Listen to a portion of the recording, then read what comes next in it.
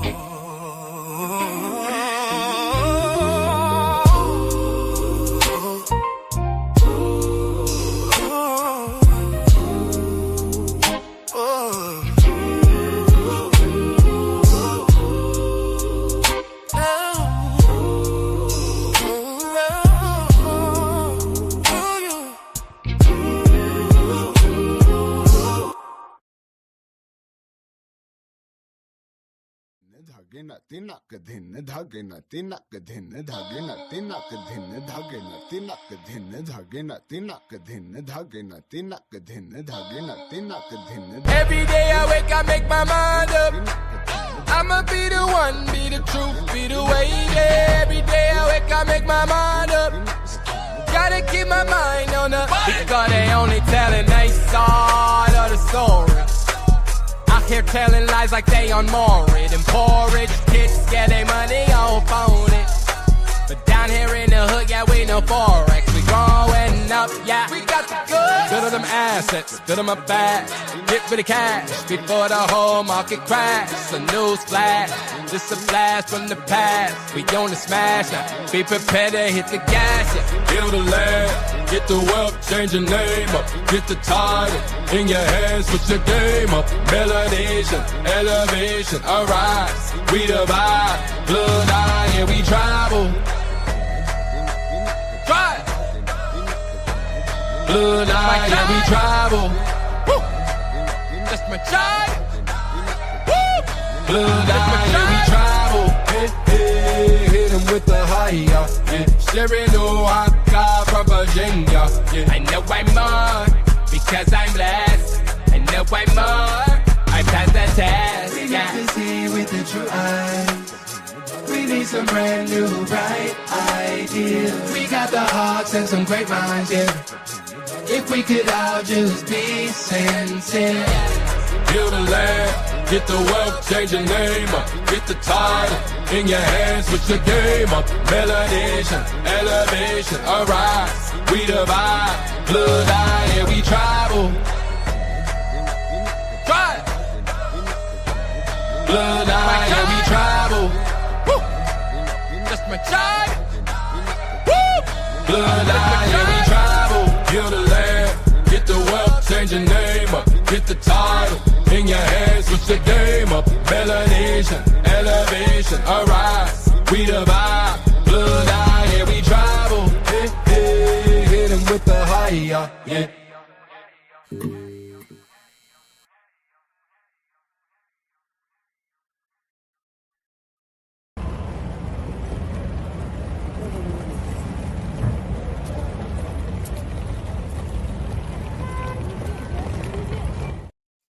Peace to the party. Shahom boy, back again. And we got to get to it, man.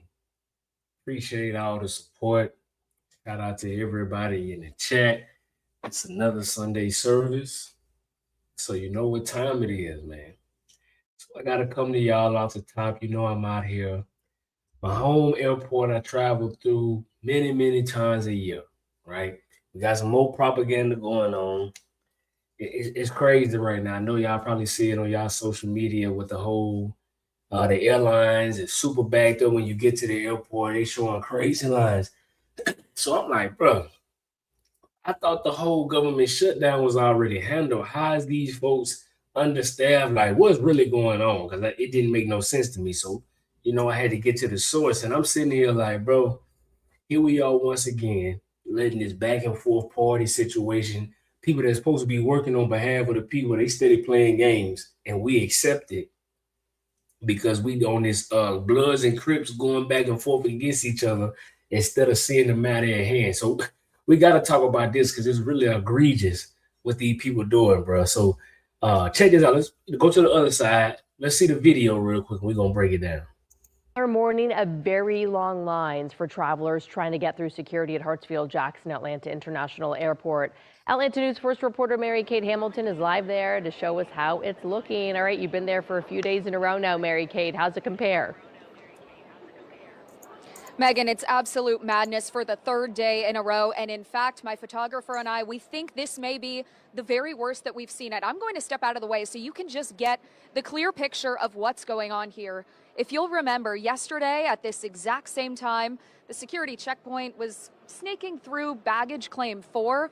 Right now, it is all the way through baggage claim 9 from one side of the airport to the other.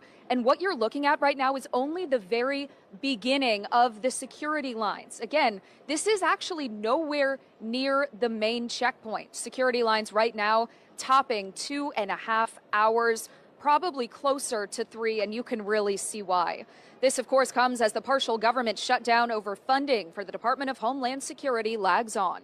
The Department of Homeland Security includes the TSA, and they have not been paid since February 14th. However, it also includes agencies like ICE and Customs and Border Patrol. Democrats want federal immigration enforcement reforms. The president took to X yesterday saying in part, quote, if the Democrats do not allow for just and proper security at our airports and elsewhere, ICE will do the job better than ever before. And an update, he just tweeted not too long ago. He said, starting Monday, ICE finna be up in there. So it's finna be interesting, but we finna break that down. Hold on. Meanwhile, Democrats blaming Republicans. Senator John Ossoff also released a statement saying, quote, Donald Trump's obstruction is denying TSA workers pay and creating havoc at airports. While negotiations continue over ICE, there is no reason TSA should be held hostage. Now keep this in mind. Donald Trump's obstruction is denying TSA workers pay while negotiations continue over ICE. We're going to break that down in a minute, but remember, this is key. These political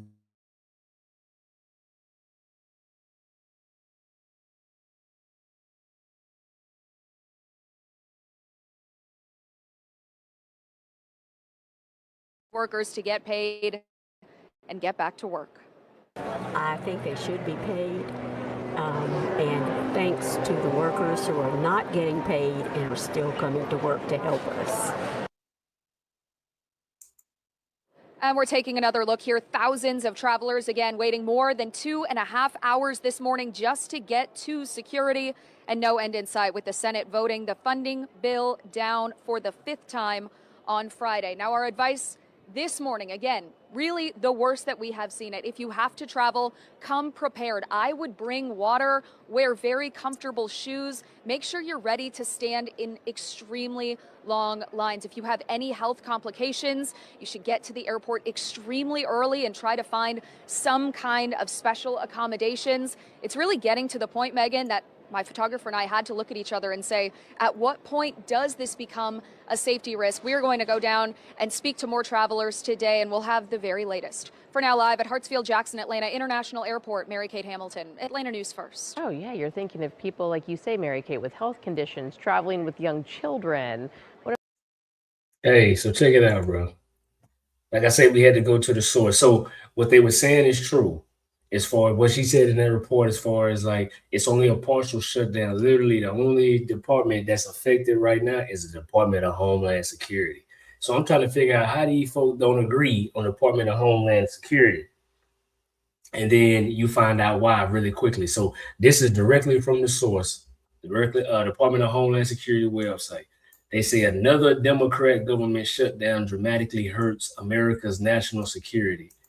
Washington, D.C., the Department of Homeland Security condemns Democrats' decision to once again put politics over public safety that have resulted in another dangerous government shutdown, undermining the department's ability to keep Americans safe. Shutting down the DHS means cutting off resources and funding the FEMA, TSA, the Coast Guard, and thousands of federal law enforcement officers, the men and women who stand on the front lines of protecting our homeland every single day. Democrats' reckless partisan games jeopardizing the safety and security of the American people in the name of scoring political points. By shutting down the Department of Homeland Security, 260,000 men and women who defend our homeland will lack the mission support they need to carry out our national security mission. This came from the DHS Secretary Tricia McLaughlin. The DHS is one of the largest federal agencies with 23 components, including the Coast Guard, FEMA, Secret Service, TSA, Customs, Border Protection, Immigration and Customs Enforcement, U.S. Citizenship and Immigration Services, and Cybersecurity and Infrastructure Security Agency. So that seemed pretty important to me, especially what's going on right now with Iran and other things. Just period, it's important. So the Department of Homeland Security is straight out calling the Democrats because why? They mad at Trump with the whole ICE stuff. So their way of get back is to withhold, to agree on the budget being approved for Homeland Security, which hurts ICE, which the trickle-down effect is it hurt TSA too. This is a game, bro. Now, if it wasn't all these illegals here that the Democrats said it wouldn't, why y'all got a problem with what ICE doing, bro?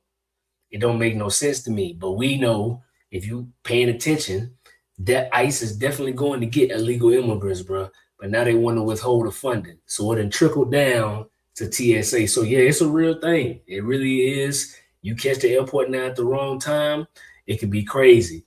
But they say they sending in actual ICE workers to help TSA. They say they got a plan to work together because that's what it's going to take. Not all these foolishness, these folks getting paid their salary because of us. And they figure out a way to always make shit harder for us. It don't make no sense to me. But hey, if y'all like it, I love it. Once again, disclaimer, we are not telling you to go from one side or the other. You should have an autonomous perspective, and we should be getting something for our vote because these folks are trying to displace us, period. All right? But I'm not telling you which side you need to take. I'm just saying you need to be informed because a lot of the things that we experiencing, it shouldn't happen. But we allow it to happen, so you can't really blame them, but so much. Just got to keep it real, right? So that's straight from the source. We see what's really going on. So then, as I don't know who said, I think maybe Miss Angela, I don't know, it was Miss, somebody sent this across the radar. These Somali, maybe that was Kofi, but anyway, these Somali folk, bro, these people done went to Selma, Alabama, bro, acting like they Martin Luther King and Jose Williams, bro. Check this out. You won't believe this shit, bro. The movement is transformed from them and then to us and now. This is our moment because our time has come to defend our rights. This is one step in that great legacy. Let's march with solemnity. Keep hope alive! Keep hope alive! Keep hope alive! Keep hope alive! Keep hope alive! Keep hope alive! Keep hope alive! Keep hope alive! Keep hope alive! Keep hope alive! Keep hope alive! Se siente, Minnesota está presente. Se ve, se siente, Minnesota está presente. Se siente, Minnesota está presente. Se ve, se siente, Minnesota está presente. Somebody! Somebody! Somebody! Somebody! Bruh. Oh, deep in my heart. Bruh.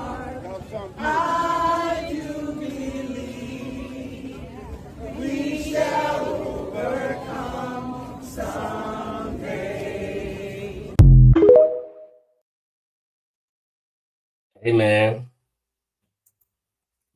All immigrant, bro. I implore upon you this Sunday service, but I ain't trying to get the preacher. We got the whole lecture coming, bro. It's really real right now, y'all. We are being this, and us being historians, we understand the power of revisionist history, writing somebody out of their rightful place. You can literally get rid of lineages with the pen and propaganda.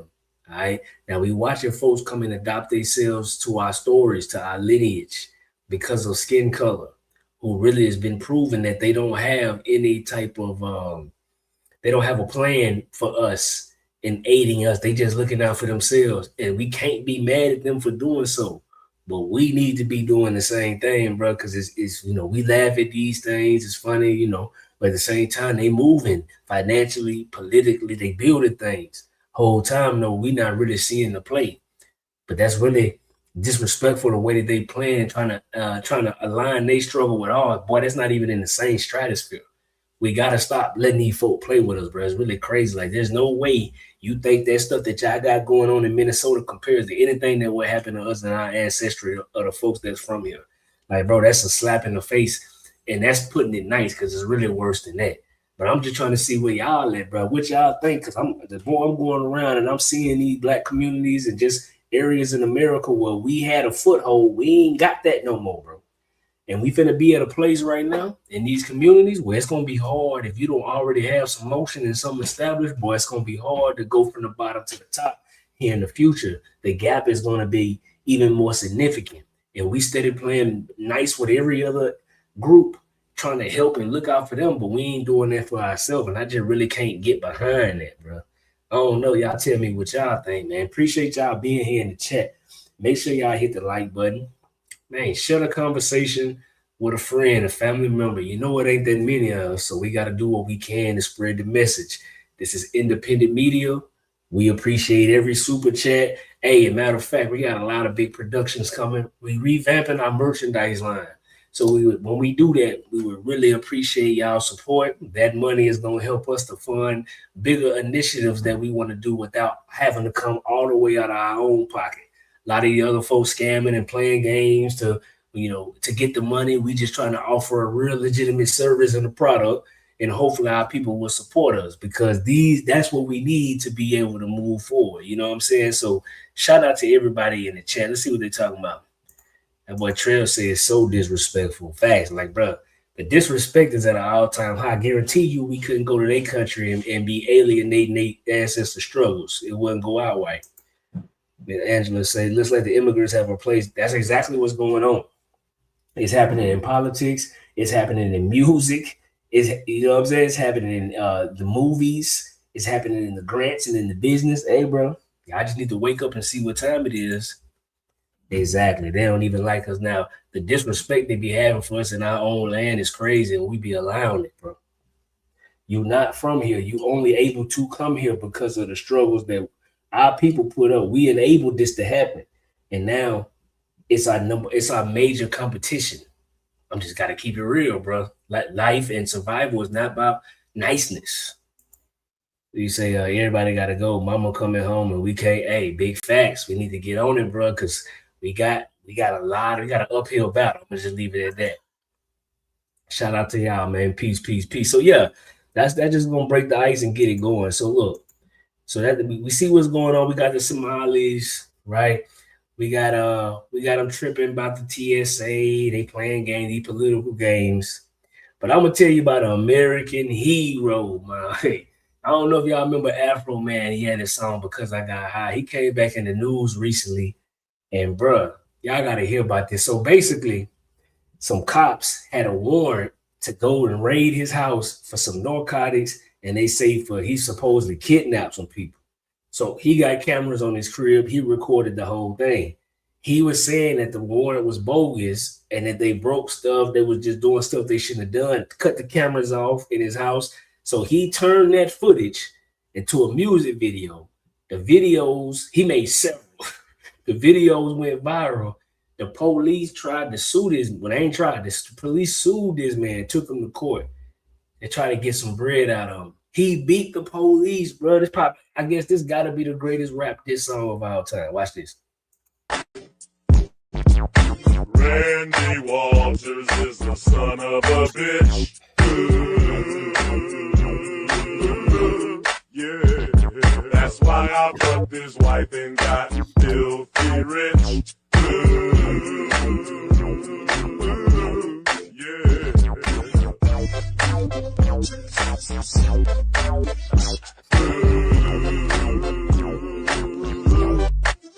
You're claiming that is the defamation statement is that he said he had sex with your wife? Yes. Okay. And that's painted you in a false light? It's caused tremendous pain in Bruh. my life. I'll get to that. We have to go through false light first. So does it paint you in a false light? Yes, that my wife is cheating on me with Mr. Foreman.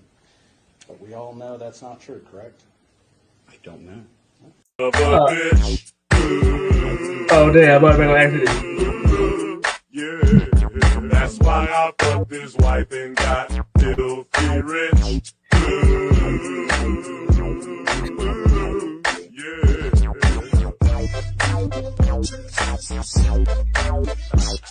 This is my favorite one. He bad Randy Walters, boy, got on his ass. You're claiming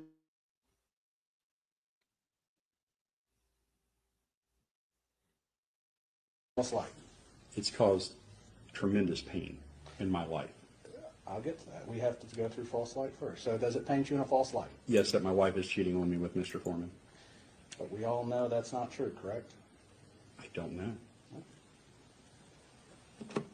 You've been called a son of a bitch before, correct? Not published, but yes. Randy Walters is the son of a bitch.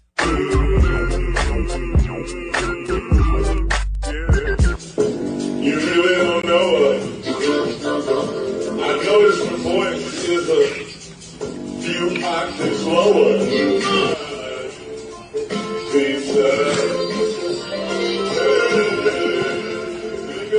Bro, this lady crying, bro, in court. She raided my house. She disconnected my camera. Then she went down on my spouse. I just don't know what I'm doing. Bruh. Hey, the boy going down as a legend. Listen what he had to say. It's after the court. It's after the case. Period. You know what I'm saying?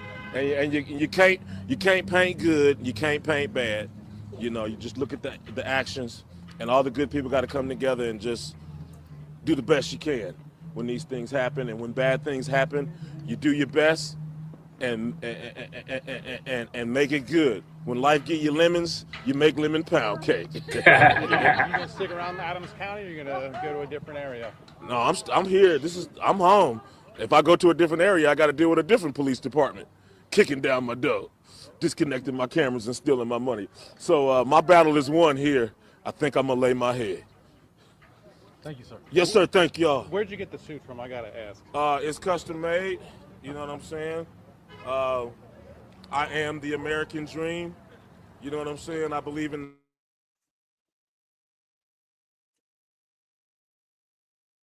So, yeah, this suit stands for the freedom of speech and the American dream. Amen. Praise God. Thank you. Thank you. Yeah, thank y'all. Hey. Hey. Everybody, come give me a big group hug. We're gonna have a big 80-person hug. Oh, yeah.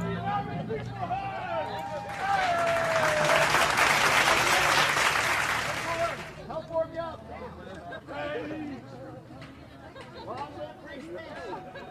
We won. We did it. Bruh. We did it, America. We did it, America. Free speech still lives in America. Free speech. Yeah, brother. Now look at this picture right here. So I'm gonna be controversial. I know they hate when I do this. So Buddy in the middle, I don't even know where this is in Ohio. I ain't familiar with Ohio like that. In the chat, y'all let me know. They say Adams County, but I couldn't tell you where specifically in Ohio this is. But I can tell you what I see right here. It's Afro Man and a whole bunch of white people. And he defeated these folks, the police, who were trying to frame him. You feel me? This is what it is right now. We are the ones. If anybody gonna have a dream in America, it need to be us. We steady playing, giving our power away with this old woe is me weak demeanor, bro. We need to be like they have. We need to be activated all over the country to go and reinvigorate the people and the energy with new information, new motion, new moves, bro. Because it's out there for the taking. And I'm gonna tell you like this: if it ain't on us and we ain't really gonna start making no leeway in that, bro, the future is bleak. Just keeping it real. So we at a pivotal time. The last generation, they can get it right, and if we don't, you know what it is, bro. So hey, it's just our duty. The ancestors put it upon us, and we here to try to fulfill that mission. So today we're gonna talk about, in this same vein, right? Who really built the mounds? A lot of discussion about the mounds, still heavily researched to this day, and the proper respect ain't been put on the lineage tied to these mounds. And once again, we letting it happen because we're not really standing on that, bro. And we owe it to our ancestors to get this right. So we're gonna get over to the Sunday service, right? Oh damn, my bad. Gullah Man Squad, they hit me, they ready, primed up. He say, where is it? Southern Ohio by the Ohio River. All right. So everybody that looks like us is not on your side, and everybody that don't look like us is not the opposition. I'm just telling you what it is. You do with that what you will. Hey, so I'm gonna let the Gullah Mass Choir preach to y'all. Then we gonna ball. Yeah, all that stuff. So hey, look, Gullah Mass Choir coming to you next. And then we got Mac. He said he ready. He already primed in the bag, ready to go for Sunday service. We're gonna talk about who really built these mounds.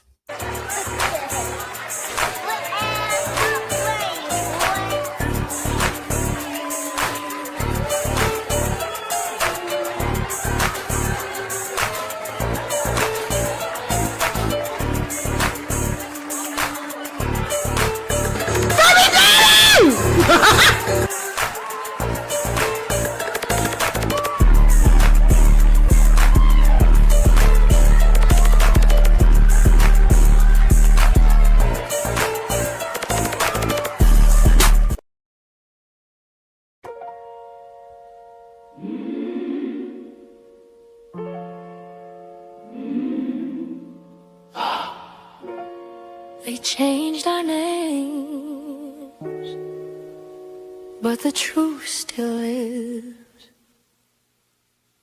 Some say we came from far away. Some say we've always been right here.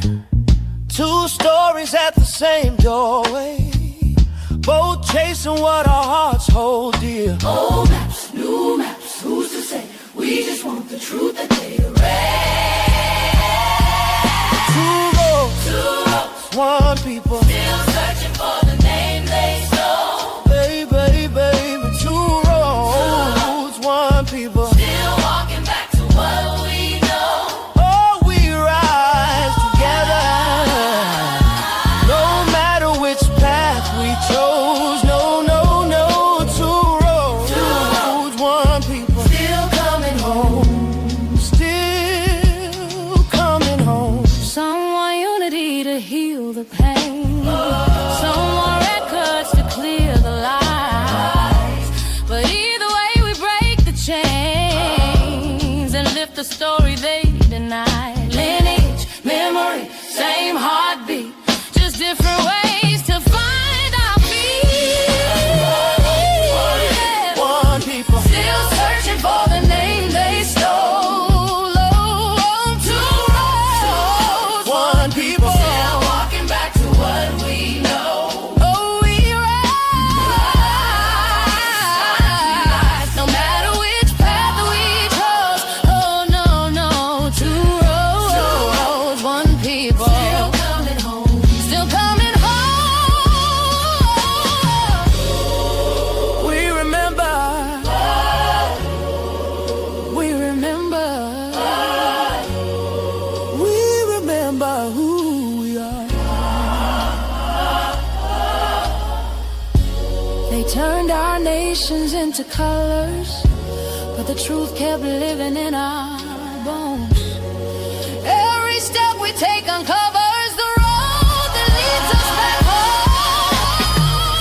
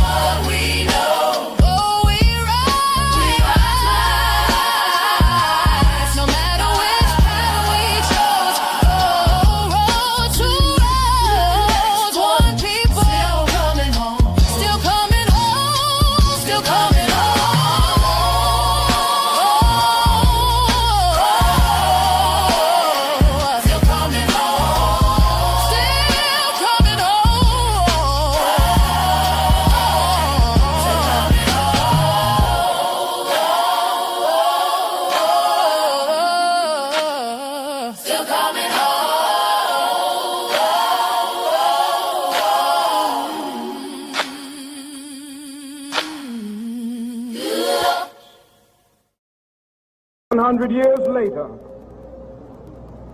the life of the Negro is still sadly crippled by the manacles of segregation and the chains of discrimination. 100 years later, the Negro lives on a lonely island of poverty in the midst of a vast ocean of material prosperity. 100 years later,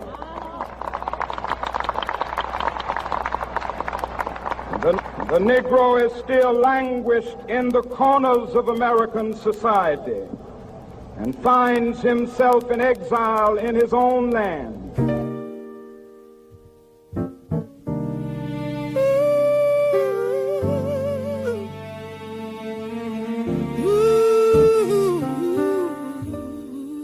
Familiar streets, still feel far from home.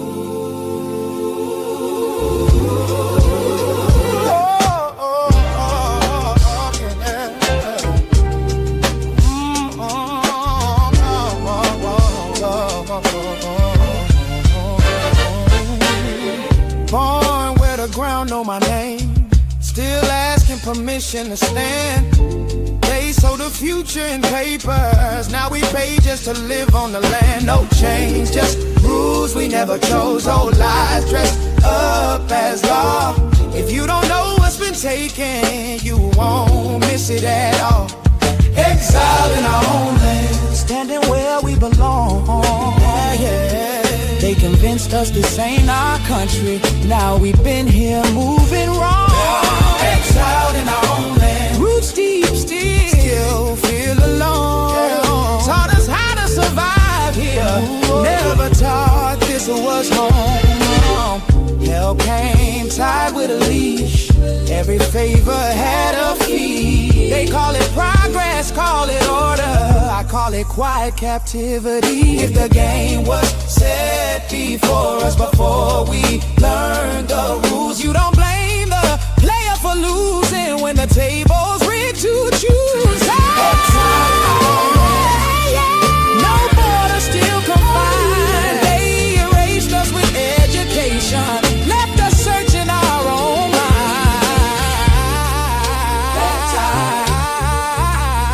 This ain't exile by distance, it's exile by design.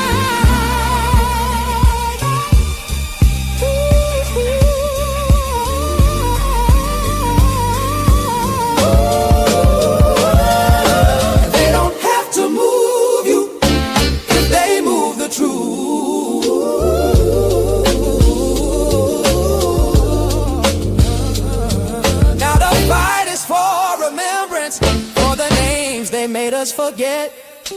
Once you see it clearly, you don't ask for a seat, you said same ground, new rules, same blood, new name.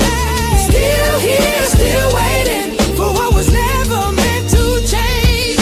Still here, still waiting, same blood, still waiting for what was never.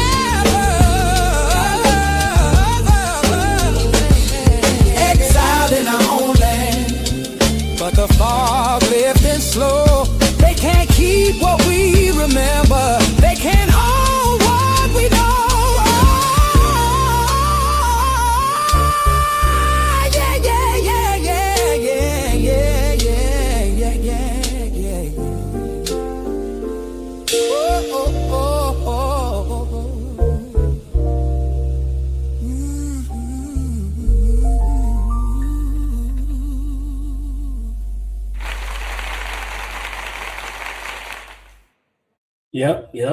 Yep.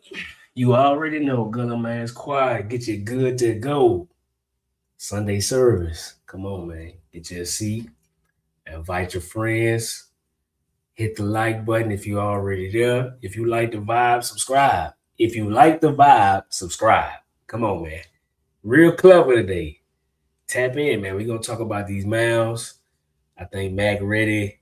Then we're going to bring them up so we can get to the matter at hand. Tap in. Tap in. Yes, Peace sir. to the party. What they do? What's up, Monte? What's up with it, bro? Man, it's been a busy week for me, man. I see y'all had it out there shaking. Tell them, yeah. Yeah, it's been busy, man. We've been getting busy, man. Party, man. The party locally, you know what I'm saying? We ain't in the pandemic no more, Monte. You heard me? So we shaking back, you know what I'm saying, on the urban side of what we do. You heard me? In our borderland territories that we talked about last week. You know what I'm saying? Shout out to Sistron. You heard me? Yeah, we in the corridor. You heard me? So urban plaza, as they would say, historical urban plaza. You know what I mean? So yeah, man. So shout out to the aunties yesterday that showed up though. On you know what I mean? Fort Lauderdale, stand up, 954. Yeah, y'all showed up. Y'all aunties showed up. All dressed up, sundresses, everything. It was beautiful, right? And it's crazy that they did the aunties day out, and even though, you know, shout out to Party, we got them to bring it from Pompano, you know what I'm saying? Down to where we at off Sistron to do it. And them doing it, shout out to Hot 105's DJ Sco, you know what I mean? And Kevin and all them that DJ the event, you know what I mean, tied to it. And obviously they the ones putting it on. Shout out to them. My boy Wheezy. Gotta give them shout outs, man. They did a great job. And I gotta say this though. So you know, yesterday was the New Year, right? Yeah. I ain't gotta wait for April to fool nobody. You know what I'm talking about? So, you know what I mean, Happy New Year to y'all. You know, also, you know, it's the solstice, as we would like to say, the solstice. You know what I mean? I just don't want to be redundant on social media platforms, and like every year people talk about this, you know what I mean? As if they're debating and try to make somebody else acknowledge what's their New Year, or are you following the imperial New Year? You know what I'm saying? And hey, the mound building culture is tied to that New Year being around the time of what we call that equinox. You know what I'm talking about? Spring. You hear me? March 21st. So the craziest part of them doing the Auntie's Day Out on March 21st is kind of, you know, an alignment. You know what I'm talking about? I guess that's the divine feminine saying, you know what I mean? We gonna, it's time to pop out. Pop out. You hear me? So shout out to all the women outside. You hear me? This is your time of the year doing all y'all things, looking beautiful and everything like that. Shout out to my wife. You hear me? She was beautiful yesterday too. But however, you know what I'm saying? It was a great event. You know what I mean? And like I said, I'm ready to get busy now. Like, you know, I had to get that out my system. There was a lot going on for that event and getting it coordinated the way we did. You know, but the Sunday service must go on. So it's your boy Mac Aether. You heard me? Gullah Mac. You heard me? Shout out to the Gullah Mass Choir. Shout out to everybody in the chat. Maranatha to you. You know what I mean? For real. And Ali Nutmo, is like we said last week. He gave you that acronym. You know what I'm talking about? All that stuff. And obviously the harsh reality is live life autonomously, right? So now I'm ready. Okay. Now, all right. Hey, let's start with this video real quick. Just I want you to see this. You ain't know I was gonna play this, but watch this. Go ahead. Actually dense people on this app. So here's what I want to clarify. The Solon, Black Americans, African Americans, and the FBA are the same people. It's just each group of people has access to a different amount of information. Okay? The people with the most amount of information and education about the truth, they're calling themselves indigenous. Right. The people with the least amount of information and evidence about the truth, they're still calling themselves African American. It's cool. They might make it. They might not. They just might fall to the wayside. Who knows? They're not critical thinkers. And they actually fear the truth more than a comfortable lie. So African American will do just fine for them. It's not my business anymore. I really don't give a fuck. But I'm seeing there is a spectrum of awareness of the truth. There's a spectrum of literate, illiterate, willing to learn, not willing to learn, willing to stay how things are. Definitely so. Willing to move forward, willing to deconstruct society and the government, happy to just be a mental slave. Like, there is a spectrum of awareness in the Black American community, like any community. As you can see, in the Latino community, there's a spectrum of awareness. Facts. And a lot of people are on their bottom half, as we saw in this last election. But Solon people, Black Americans, FBA, Indigenous Americans, same fucking people. They're the same people. Bro, man, tell me she wasn't going crazy, bro. I mean, with her analysis. I mean, the analysis is crazy work, being that I mean, there's levels to how people self-identify and their collectives. Yeah. We see these popular names popping up. You know what I mean? But I mean, how should I respond to what she's saying? The indigenous one I would pick out of the three that's there. Oh, yeah. I'm picking indigenous to America. Easy. 100%. What I'm not, you know, and I can say it in so many layers of how, you know what I'm talking about? Because, I mean, because even the African American today, you know, how we've been labeled imperially speaking, that's the imperial term. So that's the lowest. If we're going to go with the one at the lowest, because that's the one we know the system chose for us. We did not choose that ourselves. You know what I mean? Shout out to you, Kevin. You already know what it is. People much love, Kevin Will, bro. Appreciate that. That's how I know. Peace to you, Kev. Real talk. So, but yeah, she cooked, bro. Hey, she cooked that though. I like that. And Solan, that's some new shit. Like that's that's some new. One. That's the newest one out of the. It's just new ideology, but like you say, the people still the same. FBA like 6 years old, maybe at the most. You know what I mean? It's really, you know what I'm saying? Black American, even I would put that. If I had to put them in order, I would go Indigenous American, the Black American. Then I have to put Solan and FBA kind of like. Well, I'm gonna put FBA on top of Solan. So Solan will be the right on top of African American. So at the from bottom to top, it would be Indigenous, then Black American, then FBA, then Solan, and then African American. Yeah, you know and Kobe just said what would Black fit in? That would be Black American, or no, African American or Black American. What would be what Black would fit in? So this is what I would say. You tell me if you agree, man. So African American, these are the ones who they will be your Pan Africans. Right? Most of them they have a Pan African ideal of themselves. Yeah. And then your Black American is the ones who they elevated past the Pan African part, but they still on that Black shit. They on some Black renegade, you know what I'm saying? Go against the boule. They just mad. So they know they don't want to be from Africa for real, but they riding for that Black experience. They can't wait to do something in the name of Black. You know what I'm saying? That part. I mean, yeah, I agree with that. I mean, you see, I'm outside of saying Indigenous American. Obviously, we say Gullah on this side. That's the Lusty, right? Yeah. We got certain terms we use within our indigenous spectrum too. You know what I'm saying? So, like how we say Esther Lusty when we say Gullah, these are indigenous groups of people to America. They're not identified as Africans. They're identified through ethnogenesis of being tied to this land and culture tied to this land, who are all being labeled Black. You see what I'm saying? And I can understand that too, because an immigrant or even other people will obviously just use that term, even though we copper color. I know y'all don't see you see this watch don't match my skin. So, you know what I mean? Right. I think we understand colors, right? So Negro is really the term that they want to be nicer about saying. You know what I mean? They'd rather say Black than say nigga. You know what I'm talking about? But we niggas. So maroon, you know what I'm talking about? I'm use the terms that's best identifying culturally with our heritage and stuff that we've been known for. I mean, the free Negro, all that good stuff, free people of color. You know what I'm saying? That's our indigenous heritage tied to this. You know what, though? The FBA, before we move into the other shit, I hear a lot of them also use the term freedmen. You know what I mean? So that's why it's interesting that, you know what I mean? Yeah, I'm not going to say they are, Miss Angela, actually. No, I don't know. I don't know for a fact. No, I don't know, right? I mean, most of them are NGOs or 501c3s. Yeah, they're not moving within the ecclesiastical ideal of it. You know what I'm saying? Not from what I see. I don't think so.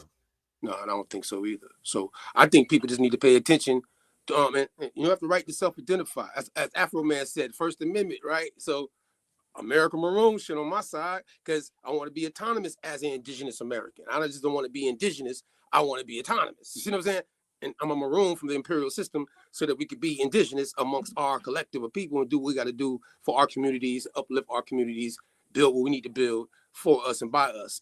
You heard me? That part. You heard me? So shout out that boy Dre Cobbs. Yeah, shout out Dre Cobbs, man. What's up with you, man? You gotta send us some new music, man. Man, matter of fact, I think he may have sent something to the email, bro. I gotta go check it. That's on me, Dre Cobbs. I've been slacking on the email, but he definitely sent some.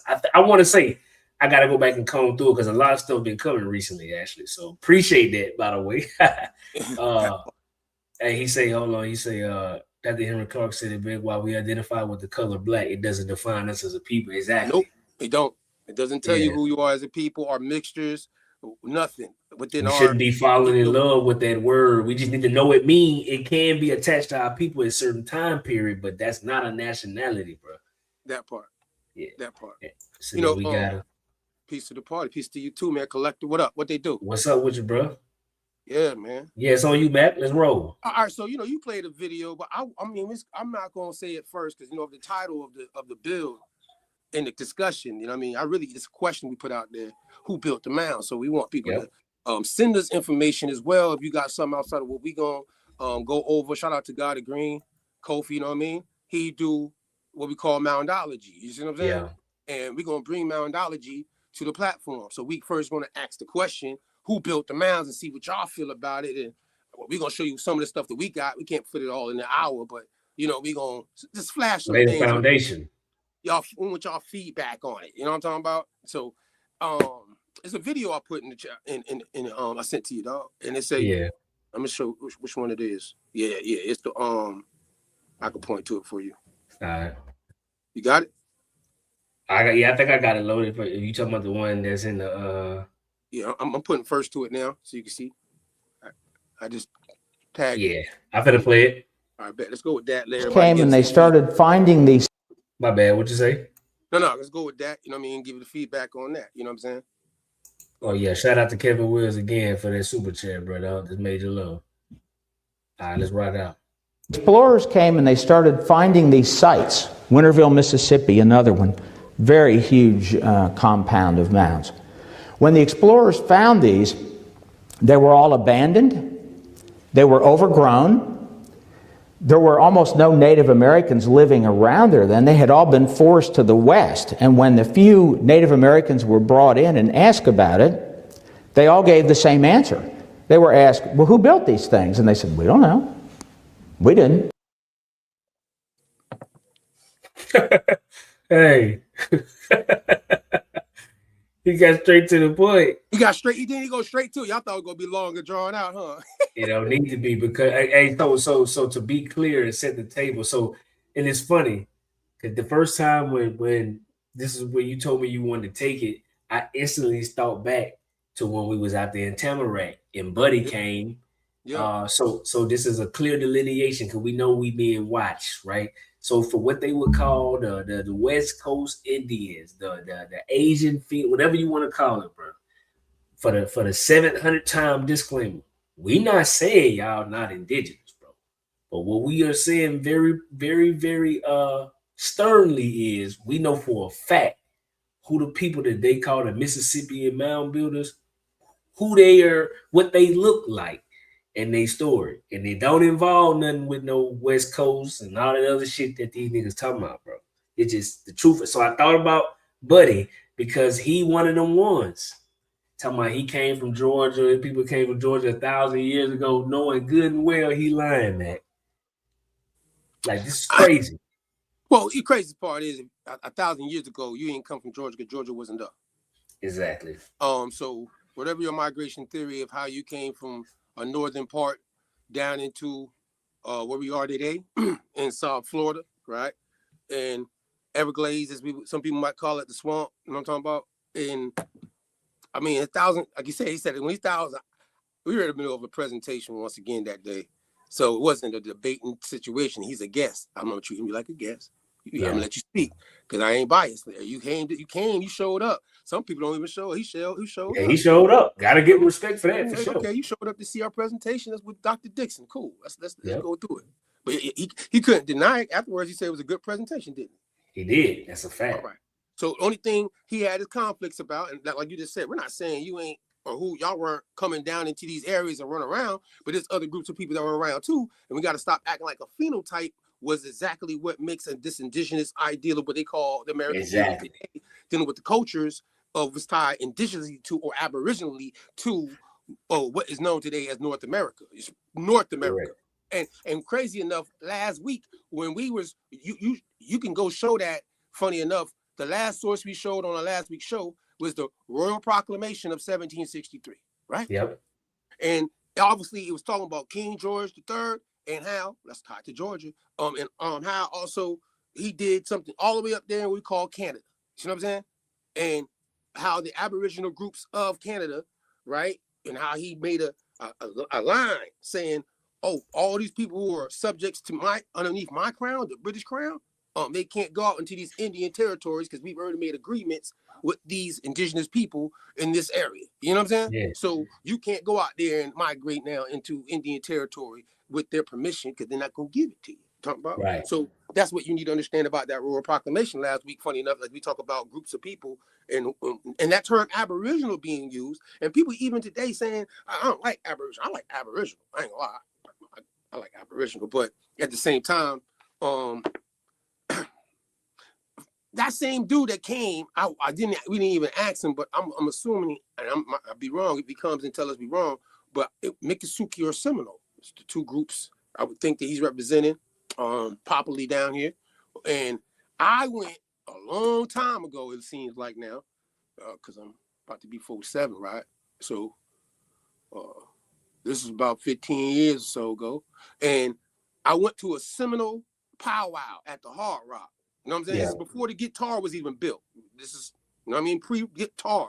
It's a resort-looking Hard Rock. It was still popping at that time. I liked it better then. I can imagine. Yeah. You know, I actually liked it better then. You know what I mean? With Hollywood now. Oh, it's Hollywood now. It's out there now. You know what I mean? Jordan got a flow, they say, and shit like that. You know what I mean? But however, I got this book at the powwow. Hold on, let me single you. Hold on. Hey, shout out to Milton Phillips too for the super chat, bro. That's love. Shout out to Milton. Now, they can see it good. Look at them images on the book I got from the powwow.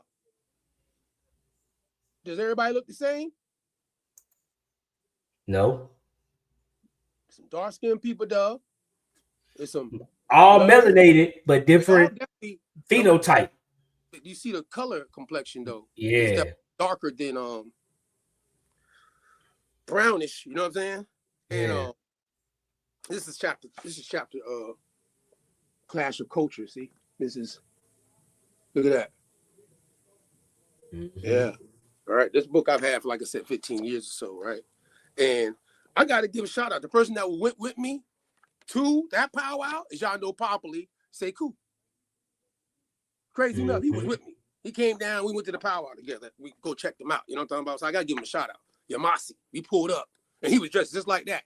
That's why I kept it, because I remember how he came down and went to the powwow with us to go check out the powwow. He was like, I want to go check out the powwow. Let's go. All right, say cool. What's up, man? Pull up. You know what I'm saying? He pulled up. Just like Homeboy did to the other day. You heard me? Yeah. She showed up. Then he invited us to another powwow. We went and checked him up there. This is 15 years ago. You see what I'm saying? So this book, though, I've had since that time, once again, by Alvin M. Josephia Jr. You heard me? And this right here, this book shows, it says 500 nations on it. You hear that? 500 nations. You see what I'm saying? It's a thick book. When I say it's a thick book, this book got, let y'all know, this book got 450 pages almost in it. You know what I mean? Worth the information. This book right here. So within it, though, it's a newer version book, funny enough. So I got something we've actually covered before, right? So out of this book, though, everybody that's these nations before, obviously now today, and they're still nations technically today, you know what I'm talking about? If they got treaties tied to them, they don't say American Indian, says the tribal name, the nation's name, in situations like that. So on paper, that's how we got to look at it, right? The delineation of that. But these 500 nations, as I mentioned in this book, obviously don't all have the same storyline or even the same government system. In some cases, not the same languages, obviously, too. You know what I'm saying? So everybody that's being called American Indian ain't all like speaking the same language. As people might, I don't know, try to, either way, we should know better, right? We should know that. That's not the case. But for those that don't know, it's your first time type shit. You hear me? But they have, you know how we have out of Africa theory, right? Yeah.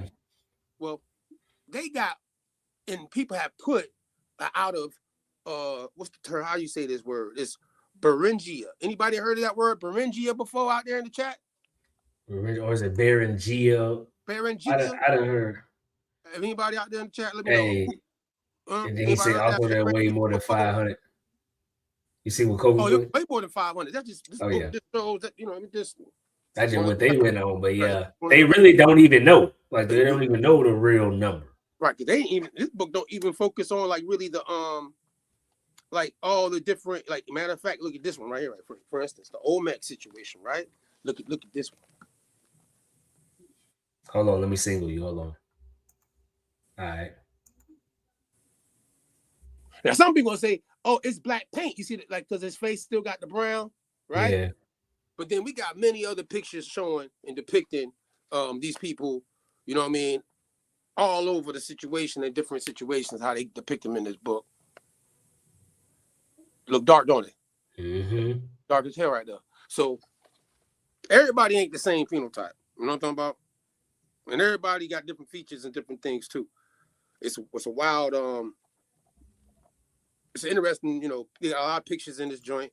And that's how you know it's more modern. This is a more modern book. After I got it and I read through it and I really started doing the build, we started going to Mounds, shot at the Gulf. We went out, we went to Louisiana, obviously, and seen the Mounds out there, Poverty Point. You know what I mean? We obviously, you know, travel a little bit, check out some Mounds and shit. But shout out to Wild Man Teddy T, who took us out the Washita, right? Poverty Point.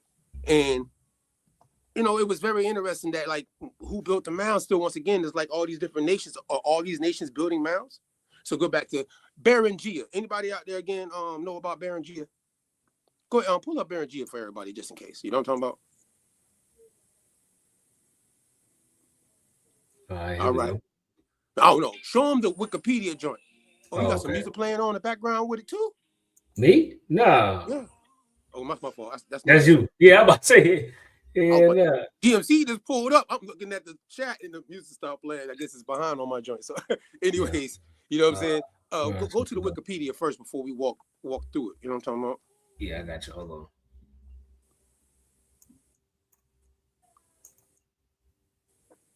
Yeah, I see somebody. AJ said, "Can you give me a rap?" Yeah, I'm because you know, Geechee wise, I might have butchered. You might have said, you know what I mean? Y'all know, I ain't going front. Margarita and Reef, I might have.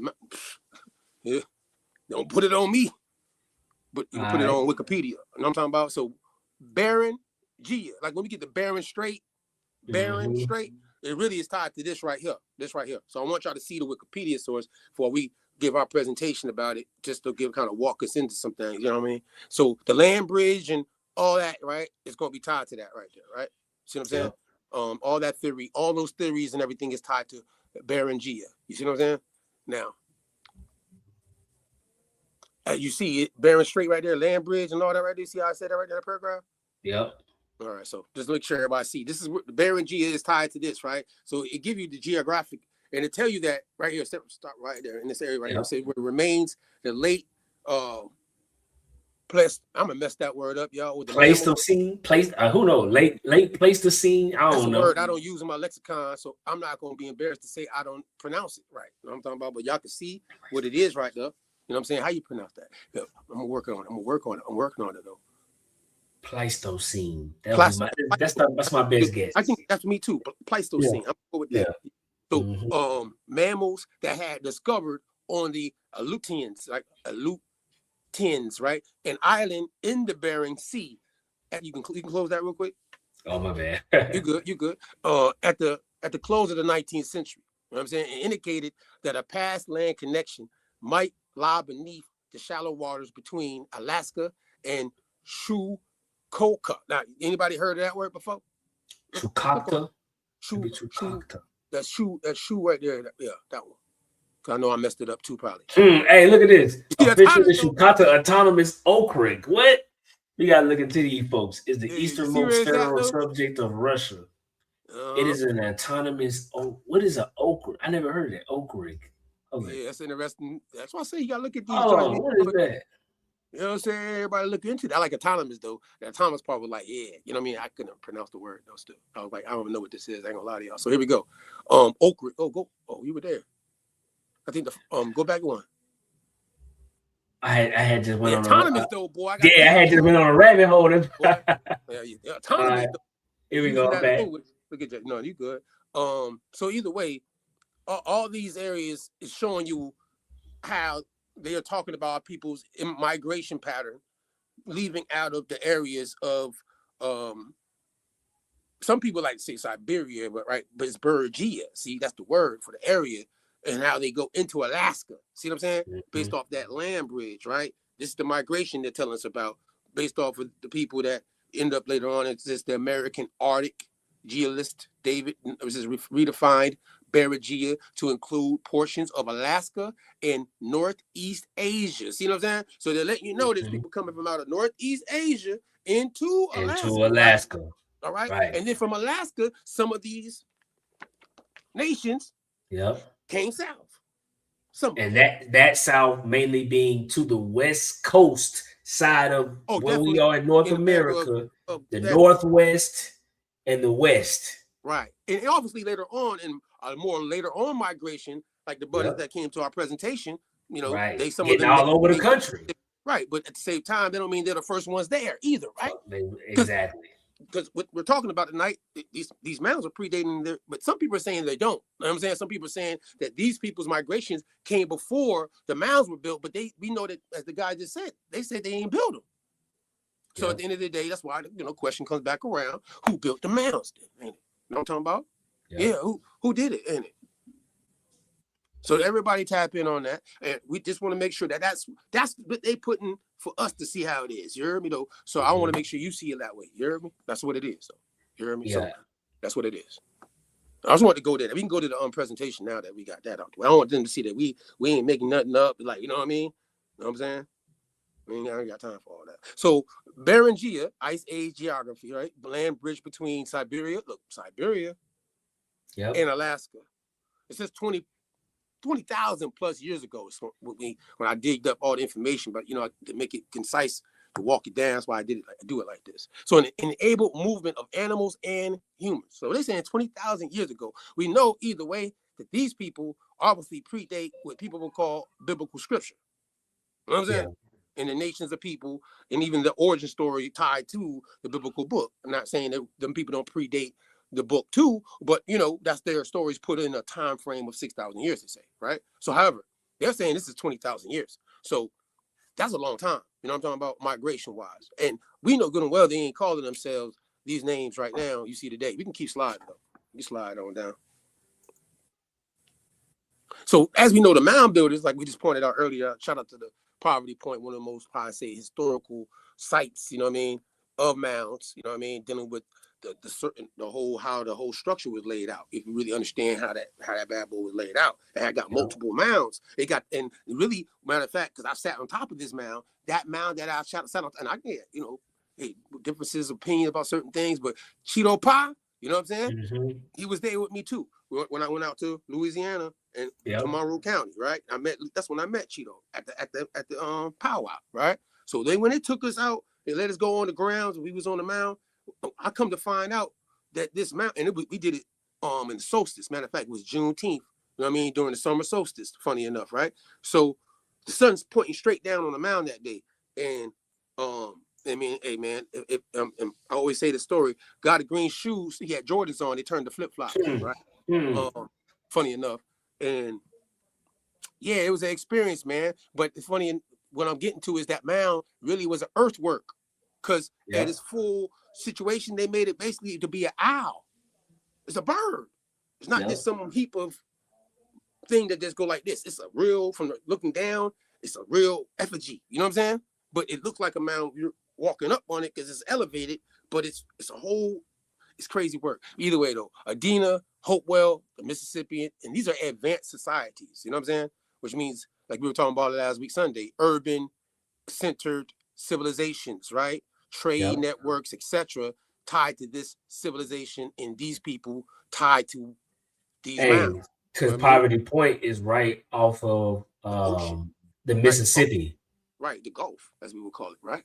Yeah, because when you cross Mississippi to come in Louisiana, you going over that Mississippi right there, and then the first cities you hit is northern Louisiana, and that's where the mounds will be. So the whole trade network part, that's very centrally located to be there, and that put out of all of them, because they got them, and all the other ones, the ones that's down south Louisiana, is by water too. Right, ain't no coincidence. You know what I'm saying? Mm-hmm. Ain't no coincidence. You know what I mean?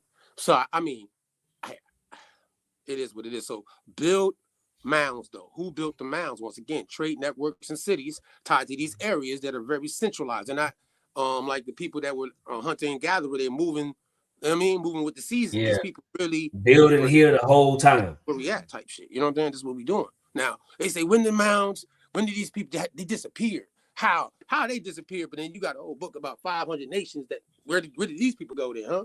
Are they not here still? What are you saying? Huh? The descendants are not here? What y'all saying? So it's like, makes sense. You can't contradict yourself. You know what I mean? In these type of situations. So we can keep sliding though. See, Berengia, once again. So they're telling us though, and if anybody want to go ahead and do the math, right?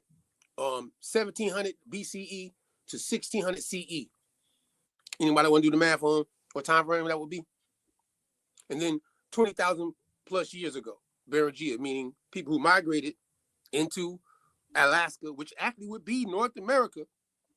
You know what I'm saying? No, Canada and everything, Alaska area, all that is really tied to the continent. So it would be the continent, though. That's the main thing. Yeah, you know what I mean. So that's the connection to the continent. They said. Right. You know what's crazy too? Last week, I didn't get to say this, that the first time we actually started to see the word Canada, I think I put that in here. Did I put that in there too?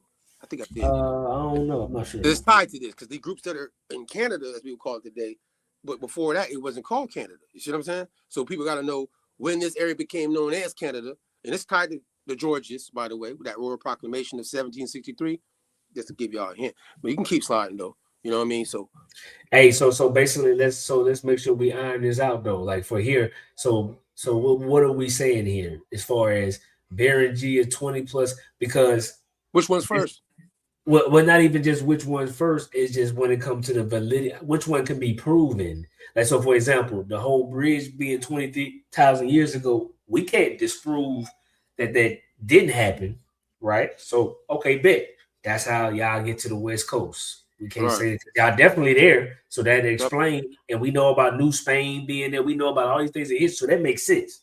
It got some credence to it, right? Same thing with us being in the South. We got a whole story too. It's just that our origin story, they don't let us attach to the mound builders, whereas they've been able to attach to Berengia for them to explain their indigeneity. You feel me? That part. But the mound builders, first off, most people we don't even know to claim that. But then we are allowing these people to claim this too, which that don't make no sense.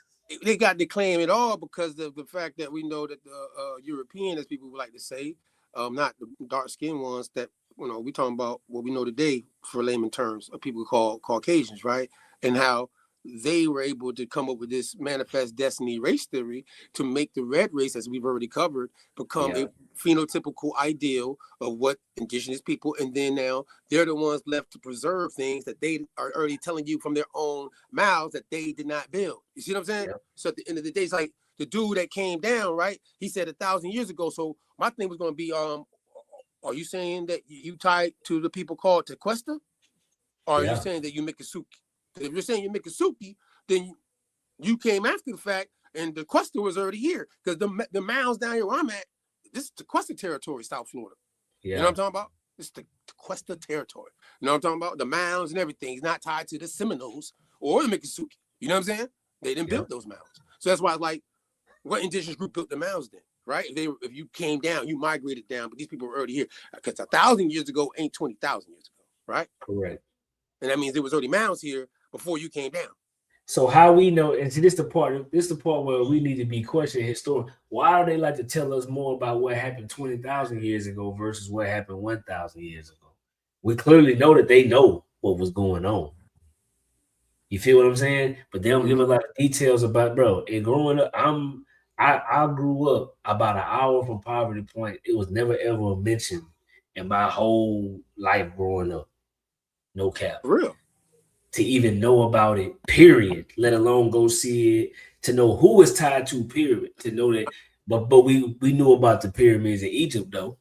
I mean, of course, that was pushed on because, it's Pan-African, and obviously on the continent of Africa, they would look to Kush, you know what I'm saying, Mizraim, who they call Egypt in Greek, dealing with the pyramids over there to be the most, masterfulest build on the land, you know what I mean? So people like to romanticize, or I guess Egyptianize it. You know what I'm saying? That's why they got a whole thing called Egyptology, and it's mostly niggas here in America that's into it. You know what I'm talking about? Because I ain't really ever heard no people from Nigeria be like, "Oh, Egypt," to talk about it all. You know what I'm saying? Like we are more fascinated as Americans with the pyramids than I think even some people that we bump into that's coming here. You know what I mean? Why ain't they going to Egypt then? Goddamn it, it's got the world wonder. However, okay, 1770 is what I wanted people to see. So in the 7 Years' War, obviously was what we talked about last week with the Treaty of Paris, which is tied to that Royal Proclamation of 1763, which set up the borderlines for things to be set up. Borderland, you heard me? And it says Britain gains control of Canada. See, this is where the word Canada comes into play, really. You know what I'm saying? Now you can go look up when it became official, but the British are the ones with this word Canada and the French connection. You see what I'm saying? What's going on? See, because the 7 Years' War was then with the French. You see what I'm saying? Involved in this. So he's talking about that area there. They were trying to get the French were up there, up in Canada, basically, as we know it today. Their word for it. So you have to ask yourself, what was it being called by the indigenous people prior to 1763? That region, like how down here where I'm at, we have the Appalachian Mountains, and even though there's different nations in this area that we can mention, most popularly what the Appalachian Mountains, for instance, is tied to a tribe, right? Originally, a tribe. Not all the Indians were Appalachian. You see what I'm saying? But we know that the mountain range is named after that group of people. And this, but we also have the influence of calling Georgia, Alabama, and Florida, northern Florida at least, easy, Appalachian territory. You know what I'm saying? So that is what y'all called it, like how some people like say Turtle Island. Well, the Iroquois called it the Turtle Island. Not all the indigenous people or these nations, everybody didn't call it Turtle Island. You heard me? I'm telling you in this book, everybody didn't call it that. See what I'm saying? That's some like more urbanized today, trendy shit. See what I'm saying? Some slang, some lingo, you feel me? Yeah. You know what I mean? However, but slide down, keep going. Let's keep going. Oh, there it is. So there it is right there, see? Established British authority, defined indigenous territories, which is now known as the Aboriginal people of the areas of Canada. And it's a restricted colonial expansion. See, this is letting you know that they didn't let the colonies in America now expand past the lines that the Royal Proclamation set up, right? And this is in the 18th century. But again, I only wanted to, because last week we brought it up, so I wanted to bring clarity to it. You can keep going. Okay. Yeah. See, we just got to talk about it. I just want to make sure you see it. We can keep sliding. Canada becomes British underneath. That's how we get his name. Identity reclassification. So this is when things started to get, murky. Because remember, funny enough, this timeline of 1763 still actually predates the race theory. See what I'm saying? When all this is going on, with George III doing it, all these things happening, race theory's not even in play yet. I mean, this is when it starts to get into a real... There wasn't no need yet. Yeah, it wasn't like, we had black codes and certain things like that, but we didn't have that. So we got to establish the, so we got to give them the context. So because they'll ask us questions. So matter of fact, let me we can kind of relate it to this right here. You got right here. So so this a plug right here. So right now, we people, we got a decent amount of people in here. Hey, hit the like button for us. Independent media, we're trying to get our thing going. Hey, we revamping the whole Patreon, right? It really got something coming. But in relation to genealogy, because that's a big thing. So a lot of people, it's common that you'll get to a certain era, certain time frame where it'll be harder to be able to go further online. You know what I'm saying? A lot of these places require that you pull up or have somebody in the area, whatever the case may be. But it's kind of tied to this right here. So the Royal Proclamation is just really saying, hey, look, we can only look out and govern a certain amount of people. Our people only. Everybody outside of this, we don't care nothing about them. We just know we can't govern them. So we just really trying to figure out how to control our own and make sure they don't go over there. Because if they go over there, we ain't going to be able to get them back. You know what I'm saying? And we need them to build up these colonies. So it's in their interest to keep them there, to build up the colony versus let them go get with the Indian nations and they'll never be seen from again. They ain't paying no taxes. They ain't, you feel me? That part. So this was their whole thing was about. So knowing the story is important as knowing the names. Because it kind of, you know what I'm saying? You can know the names, but if you don't really know the history of the areas, you at a disadvantage with genealogy, in my opinion. You know what I'm saying? Most definitely.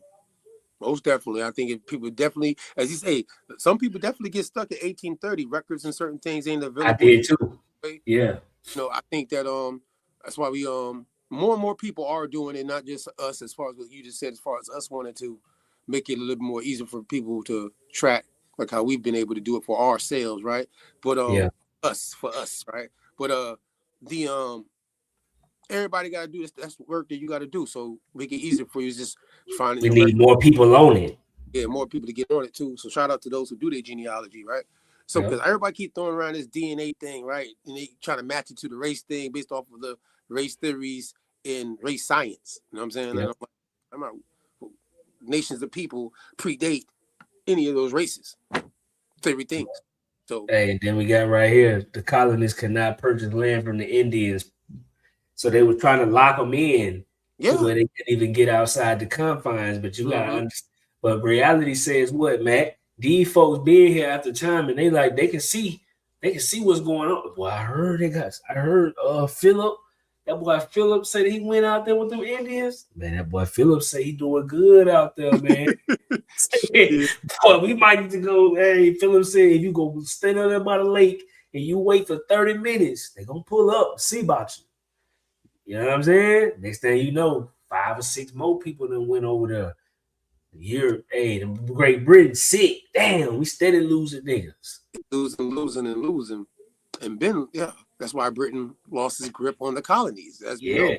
Just like how we're messing with the Iroquois and learning stuff from them. You know what I'm saying? At the same time, getting themselves from out of the situation. They were trying to get out of that that colonial rule, bro.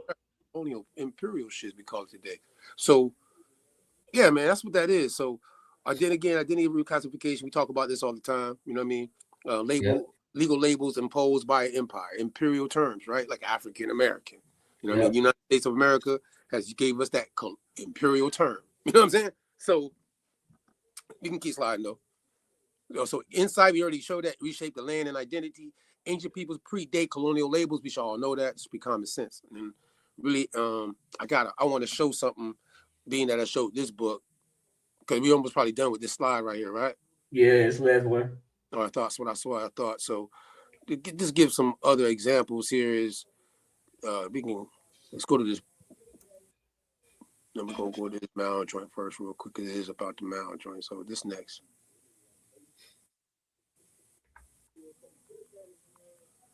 Yo. And then after that, I want to show the book. I got this other book, you know what I mean?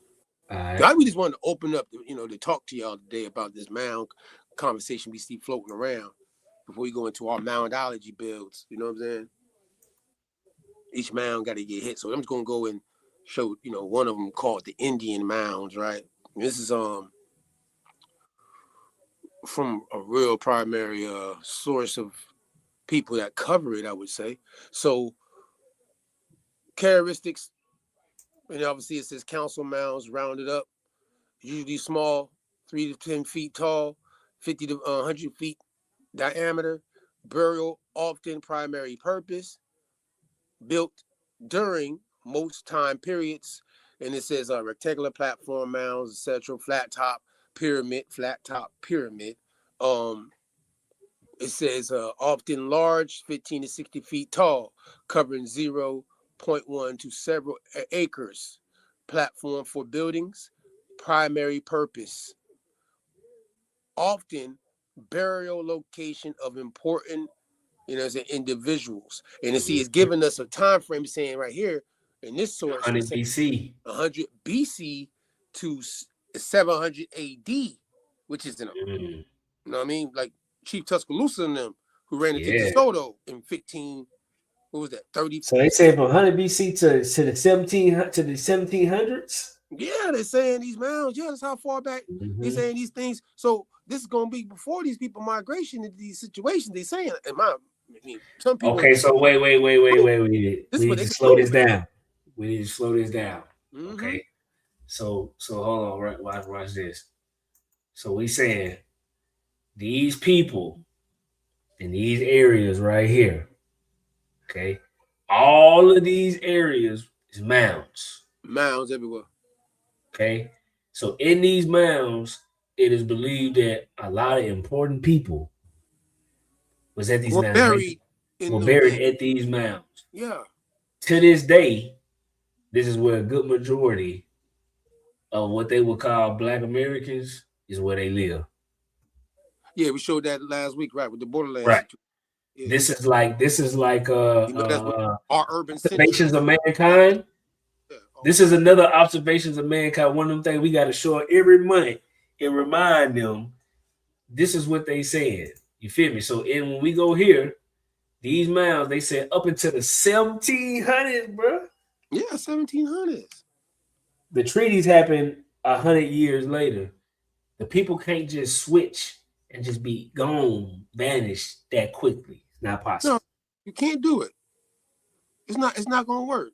It's not possible. So again, because people think it's not like people say, oh, they're no longer existed. What do you mean? You can't just tell your people gone.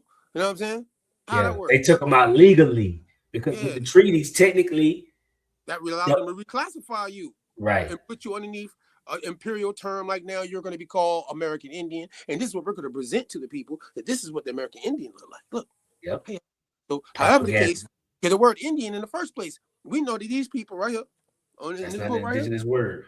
They weren't right. That's not even the word none of these nations use for themselves as they self-identify their nations. None of them. They could trademarks and branding. This word, this whole story, this was there. This was a government-controlled image of Indian, of Native American, of indigenous peoples. Yes, of indigenous people. Of indigenous peoples that were living in North America prior to Europeans coming in 1492. Because everybody the reason doing the same thing, living on the continent. That's right. And explain to them the reason why they had to do that is because they have to abide by international law, which is you have to have some way to address the indigenous people. But if you trick the indigenous people to not thinking they're indigenous, then your loophole is gone. You feel me? Because you think you're African, you ain't even studying this and knowing how you could be moving in this country. You just said, "Oh, because they told me I ain't, then I ain't." It's over. Hey, people be, hey, a nigga told me, "Boy, y'all ain't getting no money from the government," as if that was a way to diss us in our claim and what we said. Bro, if it was that easy, it would have been done. That's the whole point. Right. I don't understand how they don't get this, but this is this proof. Like these mounds, bro, is the mega centers of all cities. Bro, he said 100 BC. 100 BC to 1700. This ain't ancient. As far as when it ended. When it ended, that's not ancient. Okay, but it says ancient as hell. But that's a long time. Yeah, my bad. No, that's a long time. A long stretch of time of a people going through their natural progression, doing things the way they're doing them, building mounds, burial mounds throughout their area that they're living in, cultivating with cities and trade networks, right? But everybody's not getting buried in the mound. See how I told you that? And everybody ain't getting built because you ain't important like that. And that's not the only purpose. And that's not the only purpose too. Once again, the mounds are tied to also the star constellations. See what I'm saying? These people were building mounds, also aligning with as above, so below type shit. You heard me? So not all the mounds were being built just for burial, right? Right. But it was part of the city. It was part of the whole town makeup. Right. You know what I'm saying? Yeah, you can tell how when they say you can think of it like church. Urban back then, like look at our cities now. Well, imagine back then, this is the, you know what I mean? Like the urban where everybody's centralized to trade at. They come into this area to trade, boom, boom, boom. You might live on the outskirts, but you got to go into this area where these things, where the prominent urban things are taking place. You heard me? And from the indigenous standpoint of what they're doing, from what I'm reading here, what we've read and all that kind of stuff. So, it says, where are mounds found? It says mounds are found in nearly every country. Excuse me, that's county in Mississippi, but they are most common in the Delta counties and along major waterways. Mounds tend to be located on high natural levees or on terrace adjacent to floodplains, but can also be found in upland areas, especially in the Los Bluff region. You know what I'm saying? Now, obviously, because they're talking about this area of mounds in this situation in the areas they're in, but like interesting. How go up a little bit more? Look and see. Gonna get into how were mounds made. It says how were mounds made. It says construction of mounds was accomplished by heaping baskets of loads of soil and other materials onto natural land surfaces. Some mounds were built in multiple construction stages over long periods of time and often were built quickly in single episodes. Archaeologists have to tell me how they do that. But how old are mounds? Again, right there, see on the right hand side. Yeah, I see it. The Indians first built, you should say Aboriginal indigenous people first built mounds in the lower Mississippi Valley by about 4000 BC. Widespread construction of mounds, however, began around 100 BC. Mounds continued to be built for another 1,800 years until the AD 1700. So there it is, 1700, right? So, if they're saying that, you telling me there's some people building mounds around the same time they're saying they're bringing slaves over here, right? Correct. That's what they said. Okay. At the same exact time, this is what they said. They operated you, and it's another thing.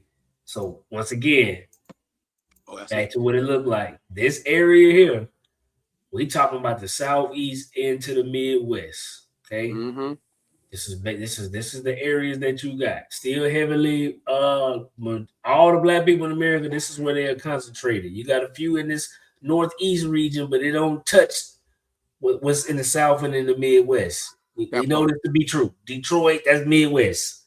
Right. Yeah. Okay. All right. So right now, that story of these people that came here is not the same story as these people. No. But two things can be true. There's two different systems, and there's more other people too involved in this, but those are the two group like delineations. The mound building culture and the people who got that Barringenia theory. They're out of Barringenia.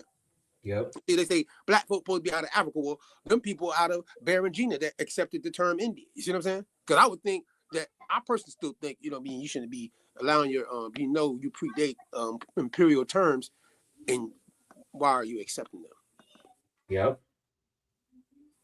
Why are you taking some Johnny come lately term if you know your 1,000-year ago term? Why aren't you using that and preserving that for your future? I don't get it. You hear me? But hey, it's not my business. But where you going?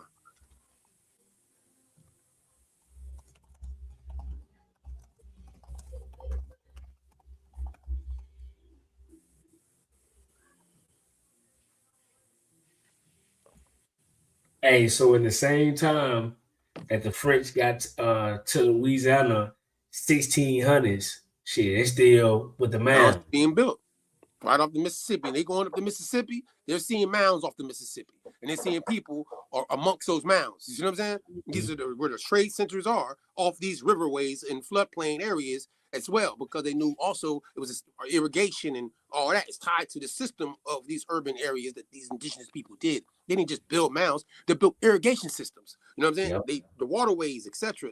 Listen here. That's why they had to dam up a lot of stuff, because before it wasn't dammed up. Remember? Yep. So what you think how the water flowed? You see what I'm saying? And these people centralize themselves knowing that water is going to flow. Another reason why you built mounds, from what I understand and what I was told by archaeologists and stuff like that. Because when it rains and floods and stuff like that, you go to the high plain, you go to the hills, go to the bomber, you go to high ground. You know what I'm talking about? So if the water is going to rise up, okay, we're going to be above it. We're going a little bit. You know what I'm saying? So ride it out. Ride it out. Yeah, get to the high ground. You hear me? We can't get to a mountain range like the Appalachia, which is right there, funny enough. You see how I say Appalachia there? Look how that came about. So look how it's saying that this land area, Louisiana, now look, I'm going to read it from the beginning. It said Louisiana, also known as the French Louisiana, was a district of New France. It says in 1682, the French explorer, René Robert Cavelier, Sieur de la Salle, De La Salle. I know, I was trying to be sedity with him. Pause. Erected a cross near the mouth of the Mississippi River and claimed the whole of the drainage basin of the Mississippi River in the name of King Louis. And we know, what's that, 14? That's the 14, right? Naming it Louisiana, right? So that's how we get Louisiana from the king, right? So this land area stretched from near the Gulf Lakes to the Gulf of Mexico. See how far that is? That's Gulf far as Lakes. hell, bro. Great Lakes, that's like Chicago. Right. So Louisiana's going up bigger than what people think it is. Going north, based on what the French claimed it as. See what I'm saying? They're calling it the French territory. But we already know where they end up being in Louisiana today. So again, you went away from it. Okay, there it is. No, I got something else. Okay, it says Gulf of Mexico, and from the Appalachian Mountains, the Rocky Mountains, and all that. Look how far that shit's stretching.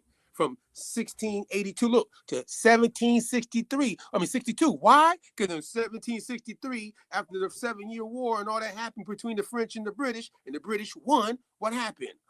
That proclamation line got changed and things got changed up. You heard me? Yeah. I'm trying to tell you, I got to read through you got to read the details, you know what I'm saying? Because they done. I'm just saying, it's there. And the timelines go together and show you how all this shit gets shifted. Excuse my French. Yes, sir. Where we at with it? That book you keep flashing in front of them, though? Right here? Yeah, that one right there. All right. That's the one I want. Now, yeah. Now, we've covered this book before, y'all. We've shown people this book before. Shout out to Nine Ether, to Kumse, you know what I'm saying? On research-wise, we've covered this book, I think about a year or so back. I know, shout out to Kuti Mayo. I know he knows about this book as well. Man got so many books. But yeah, this George Jones wrote this book, right? And this the man that was reporting on behalf of the king of Prussia. You see what I'm saying? When he's what he's writing, he came over here to observe things, is what he called himself. You know what I'm saying? And he making certain claims, right? So you can slide up though, show him a couple pictures in it and let you know what I mean, while I go through and read a little bit of this for the folk. Brigham Young University. You see who always got the hands on these books? Mm-hmm. Goddamn Brigham Young.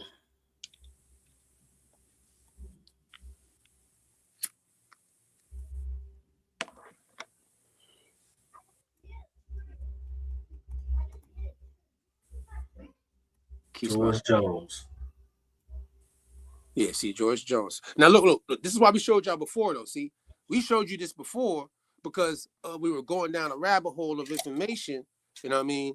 And obviously, again, people I mentioned like Kuti Mayo and everything, dealing with ancient America, and obviously some people with the theory that everything came out of America, right? Some people do have that theory, just like how people have the Berigenia theory or the Out of Africa theory, got also the American, you know what I mean? So this right here, though, is a book that we've shown before, again, for that reason, because it says here, Ancient America, founded upon ruins of antiquity. It says the identity of the Aborigines with the people of Tyrus and Israel, and the what's that word? Introduction of Christianity by the Apostle St. Thomas.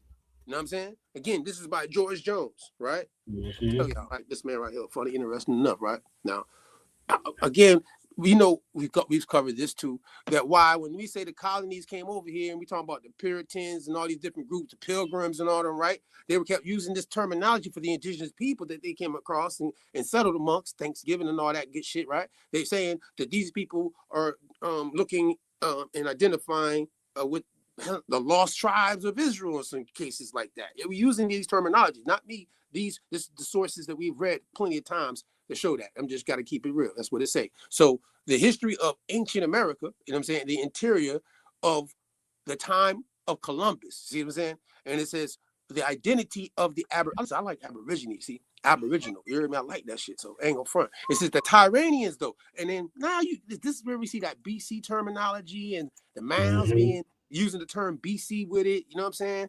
And how long they've been here. And why is this man who's reporting on behalf of the King of Prussia making these claims? George Jones, right? Now look, well, the Mounds is covered in this book, right? Because obviously he's making it out to ideal that these indigenous people, Aboriginal people who were found in the Americas are obviously this claim he made, you know what I mean, tied to symbolism, and some people might even say more. So look, you see how it says His Grace, the Archbishop of Canterbury, and it says Your Grace, you know what I mean, upon the completion of a Tyranian era of this work, I submitted the outline to an illustrious prince whose urbanity, see, using the word urbanity, funny enough, right? Urbanity. Hey, I ain't gonna lie, the way they did that era, that go hard, bro. Go hard with the A. We gotta steal that remix that, boy. Hey, that's the era with the A. Like that. It's the maroon era, boy. Maroon era with the A.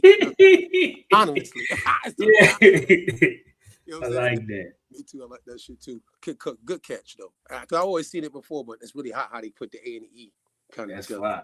You know what I mean? But yeah, either way, they got His Royal Highness thinks, especially with the reference to the subject matter of the present historic work.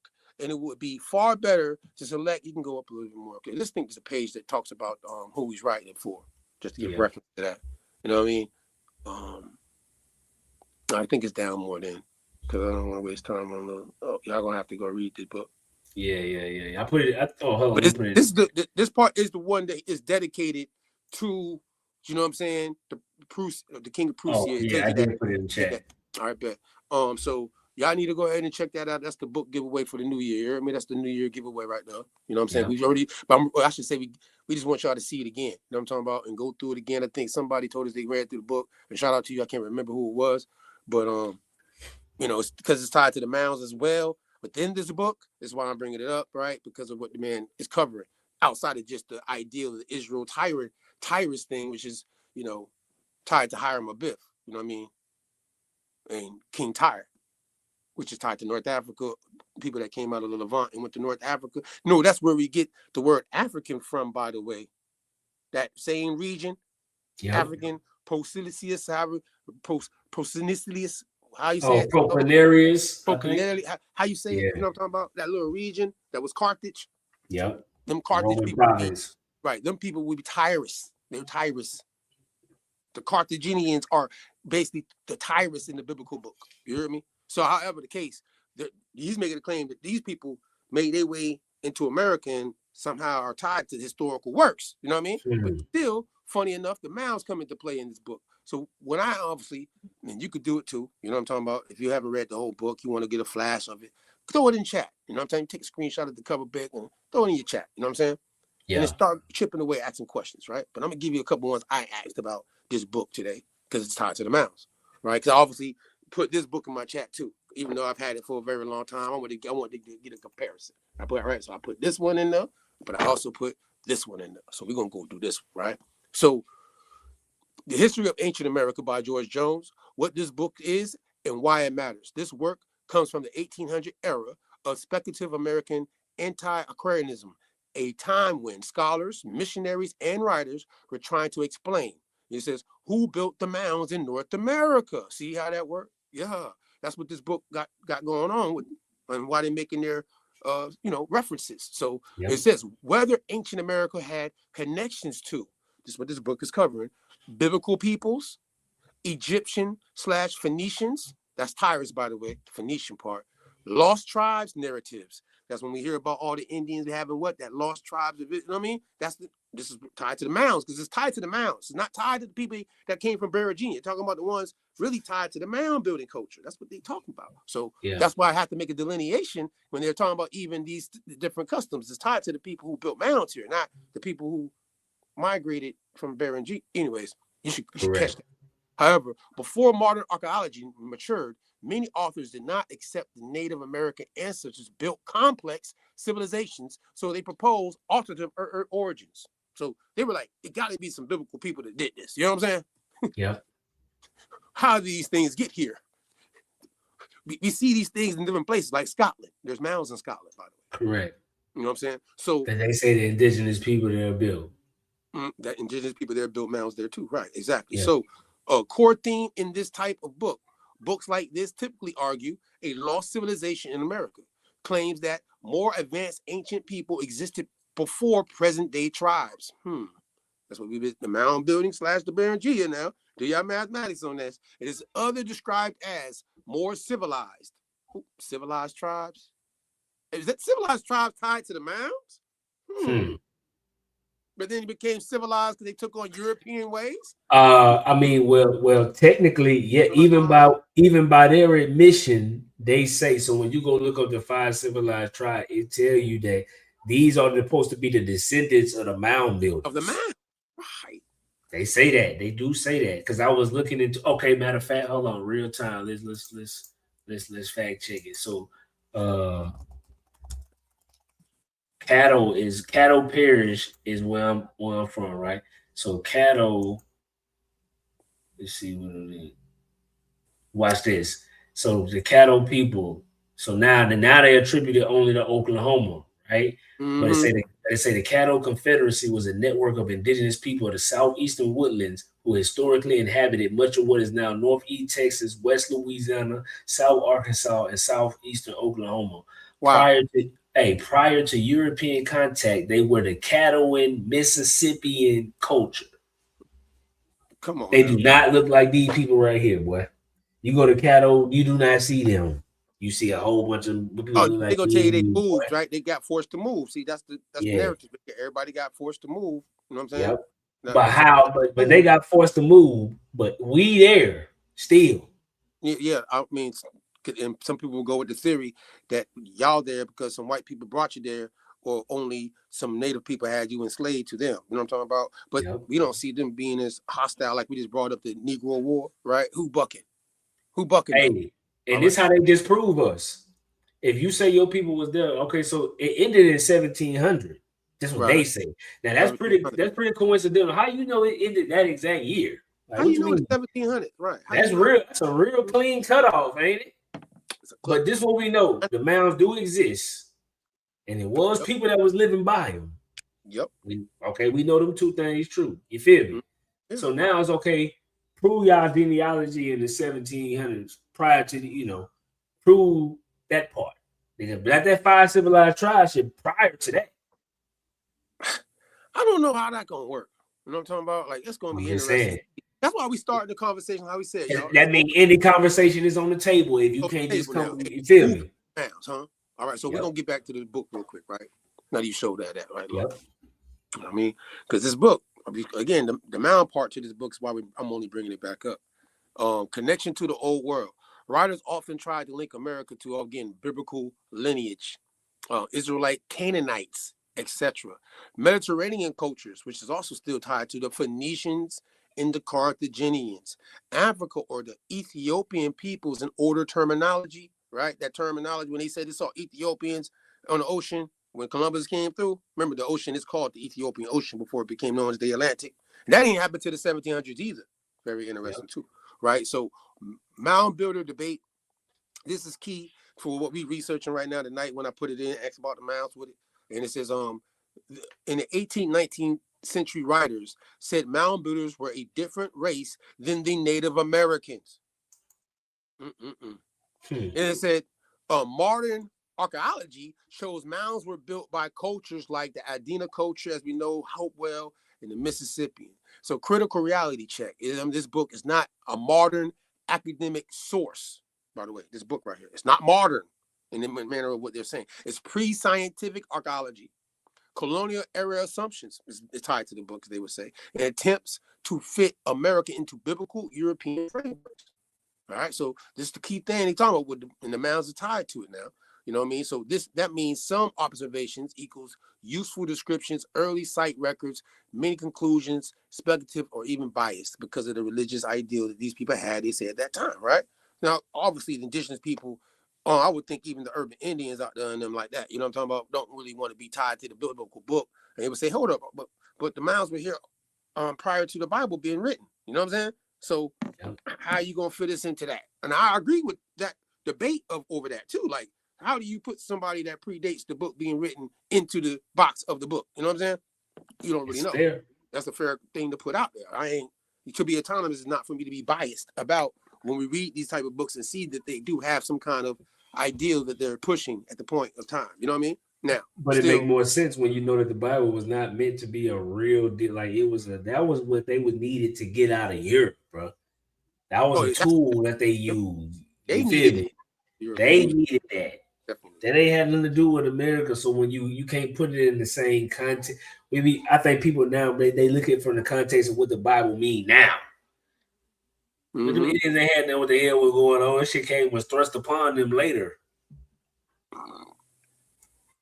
And I think that that's why I think this is very important dealing with ancient American history and conversation. You know what I mean? When we talk about mounds or any structures, pyramids, ziggurats, all the different terms we could use. And again, we use an English term like we say mound. So like also out there, there's other terms. Funny enough, them people back then would call these hills when they saw them because they're Hebrew translation of it. They would have said, "Oh, that's a tel, T-E-L," which is also tied to a mound in Hebrew. You know what I'm saying? Burial mounds, tel. Also, the word Bama in the biblical book is going to be tied to mounds because the biblical book does have mounds though. See, put this out there. People are this mound shit ain't like something. So that's why it's interesting to me about the whole because there's mounds in other places. See what I'm saying? It's like an indigenous thing, not an American thing. Right. It's just like these people got a traditional thing they doing wherever they going, wherever they end up. You know what I mean? So it's interesting that we know that mound building culture is not just in America. You know what I mean? But we know America has the most. You know what I mean? So at the point of what we see and what is being done, it just is a very complex conversation, to be honest, about who built the mounds and why. When we go back to the sources, use archaeology along with some fun facts about the fact like how some of these mounds literally are aligned with the stars. See what I'm saying? It's crazy. Some of them are earthworks aligned again with. It's very deep. That's why moundology is something we getting ready to drop the Autonomous Party on y'all this year. You hear me? We're going through segments of it. Just different mounds. We're going to cover them and drop them. You know what I mean? Just so we can say we cover these. Like how we do genealogy, we got to do a moundology. I think it's very interesting. And all the things tied to it because, this could really uncover the problem for a lot of people and delineating, you know what I'm saying? The fact that even if we don't have to go with the biblical part, leave that out. Either way, we know the mound building culture is different from other groups of people who obviously said they didn't build them, you know what I'm saying? But they're obviously still called Native American, or people say American Indian by the imperial system, you know what I mean? And that's why they come back into play right there. See? And I think this can help to make it even more clearer, like on the surface level, like for the value that you can gain from this, basically, right? Is if now you're doing your genealogy and you understanding it, okay, so like reparations, for example, the whole claim of saying that you from Africa and that's your American story, that's what make it, what reparations is hard to attain because you're not going to be able to back that shit up when you go do your research for the common person. I ain't saying everybody won't, but it's going to be based on what we know and then went through these records. They're just not in the mix like that, right? But what you would have for sure is if you've been somewhere in the South, would have at least some ancestor who is involved with being reclassified, who come from this true lineage that they do all this research about, Mississippian culture. Then you was taken away from your indigenous rights, basically. Then boy, you can move a whole different way in America because this is really your land. But it's better for them for you to think, oh, you from Africa or anti-America and these and that because you ain't exercising your right. Go ahead, Mac. No, it's just, as you started off in the beginning, you brought up the lady that, played that clip and she obviously put the African-American bottom is, it got to be, if you're talking about your people being here, say, in the 1600s, right? When things like this are being built around you, you're going to see niggas were in America, big this bigger. Yeah, hold on for the single you got right now. All right, there we go. See what the date say? 1607? Yeah, June May 15th, 1607. Right. Yeah, oh yeah, May 14th to June 15th, 1607. You see how that structure was built out for that right. fort? All right, 1607. That's not no whole big ass area, right? That's just a fort. Okay, so check this out. So I'm so glad you showed that, Matt. So look, now in history, right? Fast forward to now. You hear this fort, you thinking a fort now, like a military base now. No, boy. No. Small, so you thinking domination. You thinking they run, bro, they got this little small area right to the water to the way they can move and do what they do. Right, they telling you this is what they got. That's how it was laid out. Look at that, bro. Who are you taking over with that? Man, stop playing, bro. Come on now. This is how they book. You see what I'm saying? Covering all these different look all these different group of people again now. Look at that guy right there in the corner. See that guy? They did a lot of research, bro. They did a lot of research. They had whole departments dedicated to go see that's what the whole Department of Interior was about. Learn about the interior of the country, come right back, tell them what you see. Boy, they doing such and such over there. All coming through the Mississippi. It's like this whole system already set up. How do they know where to go? I bet them boy was confused. Just was happy as hell figuring all this shit out right back. Mm-hmm. Hey, man, I ain't being biased about it. I just want people to know that, I like the mound building conversation. I think that I got mounds now, Peace Mound Park, you know what I mean? Down here where I'm at, go to it from time to time when I want peace, you know what I'm talking about? But either way, in a manner of the culture of it is deep that we got to be on point about just delineating as people are trying to delineate today. But what I was getting ready to say earlier is that if when the lady said in the beginning about, indigenous at the top and Africans at the bottom, and so long all them thrown in between, right? But still, if you say, even if you go with the outer African theory and you say people were brought here, right? Your people were here before most of them wars took place, before them treaties were done, right? Your ethnogenesis took place in North America, right? And you can't go back to like the brother said earlier, some people are stuck at 1830. As far as right now, the 21st century, trying to get heritage back in the 18th century here in America. And you want to go back all the way to the 12th, 13th. You can't even get back to the 1500s. But you want to claim something out of over a theory rather than knowing your development in a place before it even became known as United States of America, right? Which didn't happen until 1776. It happened after the Royal Proclamation of 1763, where your people were here, right?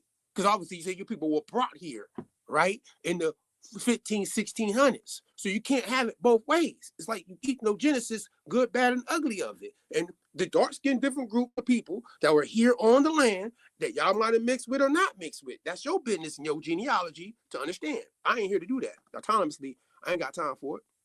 I ain't here to tell you who you is, really. Because I'm on some maroon shit either way. You feel me? Borderland. Monopoly type. Yeah, I ain't got time. But we gonna be honest about the information though. See what I'm saying? And I don't tell everybody they all were here. Cause we know, matter of fact, shout out to Lee Cummins. Matter of fact, we got Lee Cummins will be pulling up on us, you know what I'm saying? Probably like the next week. We got a lot of programming coming their way, bro. You know what I'm saying? We got Lee Cummins pulling back up on us for a conversation, a more recent time, by the way, just to throw that out there. Dealing with what's going on, like kind of things he I know he want to talk about it. So I told him, he want to get off, huh? Let's go ahead and let you get it off. Go ahead. You can pull up on us, talk about it. Let's get it. You know what I mean? So next week, hopefully either next week or the week after, we're going to have him on the show. And we just having these talk, this is the platform Sunday service, man. Our network of people and the people that we know have covered or go into this, we like to, this is for the people, for the autonomously, you hear me? Yeah. You know what I mean? Maroon, you hear me? Type shit. So tap in. I'm done with the build though. Ain't nothing else for me. Just cause I'm gonna leave it open and hopefully y'all go in the chat. And after the fact, even if you watch this after the fact and you put something in the chat about it and you got somebody that you think has some valuable information, tell them to hit us at media@theautonomousparty.com and we'll reply back and see if we can line up for you to come on the show and present. You know what I mean? If you know your people's migration or your people are tied to you got proof of something like that, we would love to have it. And if you got any like heritage that you want to, put out there that, people you think need to know about, you obviously can tap in with us too. You know what I mean? We ain't going to be like the other folk. You hear me? We think everybody's got a story. You hear me? Everybody got a origin story too. You hear me? Heritage, etc. Everybody got one. Hey, and with that being said, we making some additions, some changes. Got a new Patreon. We about to unveil some, a lot of things of value that's gonna help us be about action. You feel me? The main thing, revamping the clothing line, coming with that American Maroon, help making a statement, and also we using this money because we got a lot of production that we got coming y'all way. Hey, and we want to do more with what we got. You feel me? So the support would be appreciated. And everybody who here now, hit the like button. Come tap back in with us. You know what I'm saying? Leave your comments. Come to a city near you type shit. Hey, you know we can pull up. We've done it before. Yeah, we can pull up in these cities. Matter of fact, next week Saturday, we got Broadway who own the block. Okay. Oh yeah. Damn, that's gonna be crazy, bro. Next week, like, it's been popping down here. I ain't going front, man. Man. I gotta put the flyer out. I'm gonna drop it. I'm gonna say anybody that's down here, you want to go to the festival, shout out to Wild Man Teddy T and the city folks that's involved with Broadway. It's on Broadway, you heard me? Yeah. We're gonna be out there next week Saturday on Liberty City. So tap in with it. Yeah, that part. All right, man. That's all you got for him, bro? Yeah, until next week Sunday, man. The harsh reality is live life autonomously. And I thank y'all for pulling up and watching this live. And if you agree to disagree respectfully, you know what I mean? Put it in the chat and let us get to it. You know what I mean? That's the whole point of us doing the Sunday service. Besides the bills, is to really obviously add on. You know what I mean? And if you can add on, and if it's good or bad or ugly of it, we're gonna take it and do what's best to make it better. You hear me? Because we about being autonomous. So ain't nothing perfect about being autonomous in the beginning. You just gotta progression leads to the evolution to be autonomous. You heard me? So take y'all time and tap in with us. Appreciate it. Hey, tap in. Peace to the party.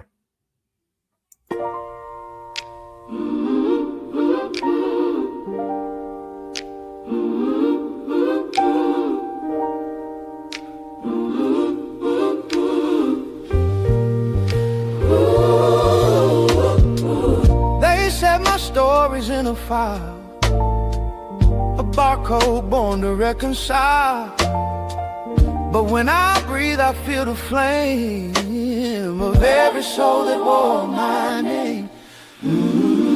They test my blood, but not my song. They name me right, but spell me wrong.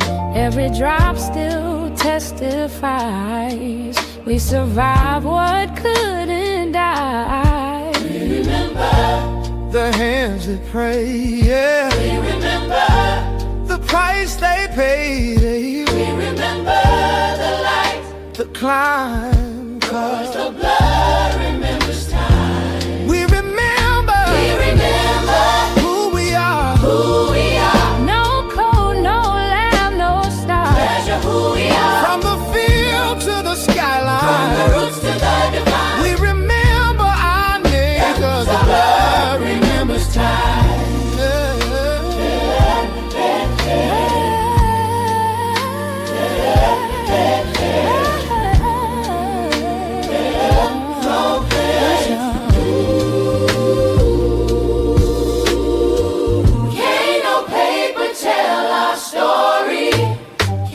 Testifying our glory. They say I'm part of this and that, but who recorded where I'm at? I'm every hymn my people sang before this nation knew our name. We remember the songs they wrote on. We remember the words they spoke. We remember the old and young. The fight still lives in every tongue. They tried to write us out the page, but we remember our truth don't age with time or cage. We remember the blood still moves from line to line. We remember every prayer becomes a sign. We remember the bayou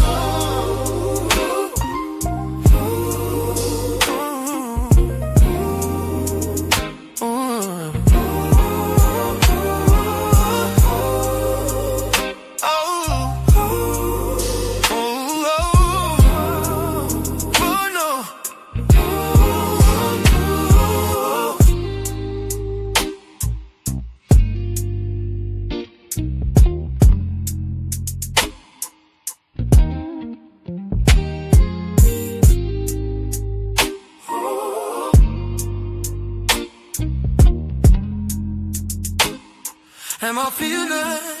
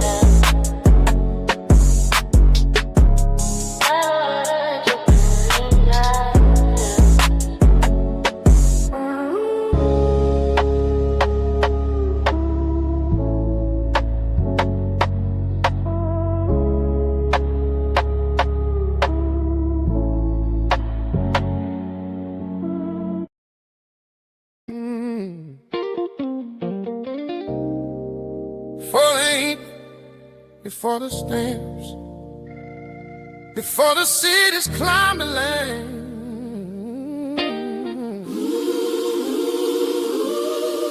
There were faces left unclaimed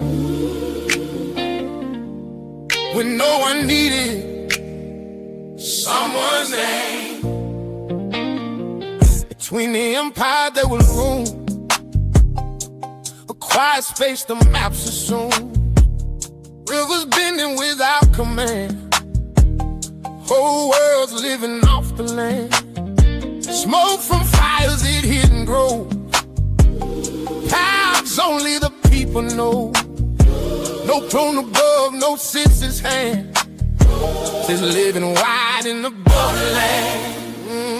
Where the map was blank and made a home. Where the wind could move and the people roam.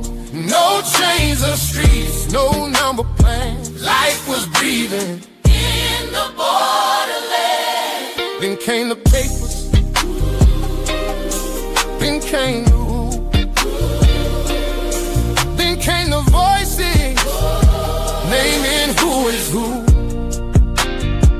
Lies appeared where none had been. Boxes made for every skin. Land turned into deeds and claims. Neighbors turned to census names. The roads grew tight where forests stood. Brick and iron replaced the wood. And step by step the open land folded into a city plain. Where the map was blank, we made our home. Where the wind could move and the people roam. Now towers rise, the rivers ran, but the story started in the borderland. Freedom wasn't written down, it lived in ground beneath our feet. Before the courts could frame a word, the people shaped their own heartbeat.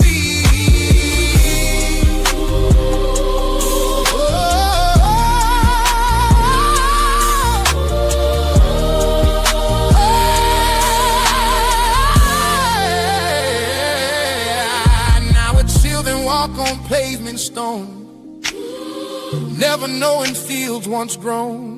But every song the choir sings opens that wide world again, because the land beneath the street still remembers every beat of life once lived without command across the open borderlands. Where the map was blank, we made a home. Where the wind could move and the people roam. You can build your walls and number the land. Where the spirit started in the borderland.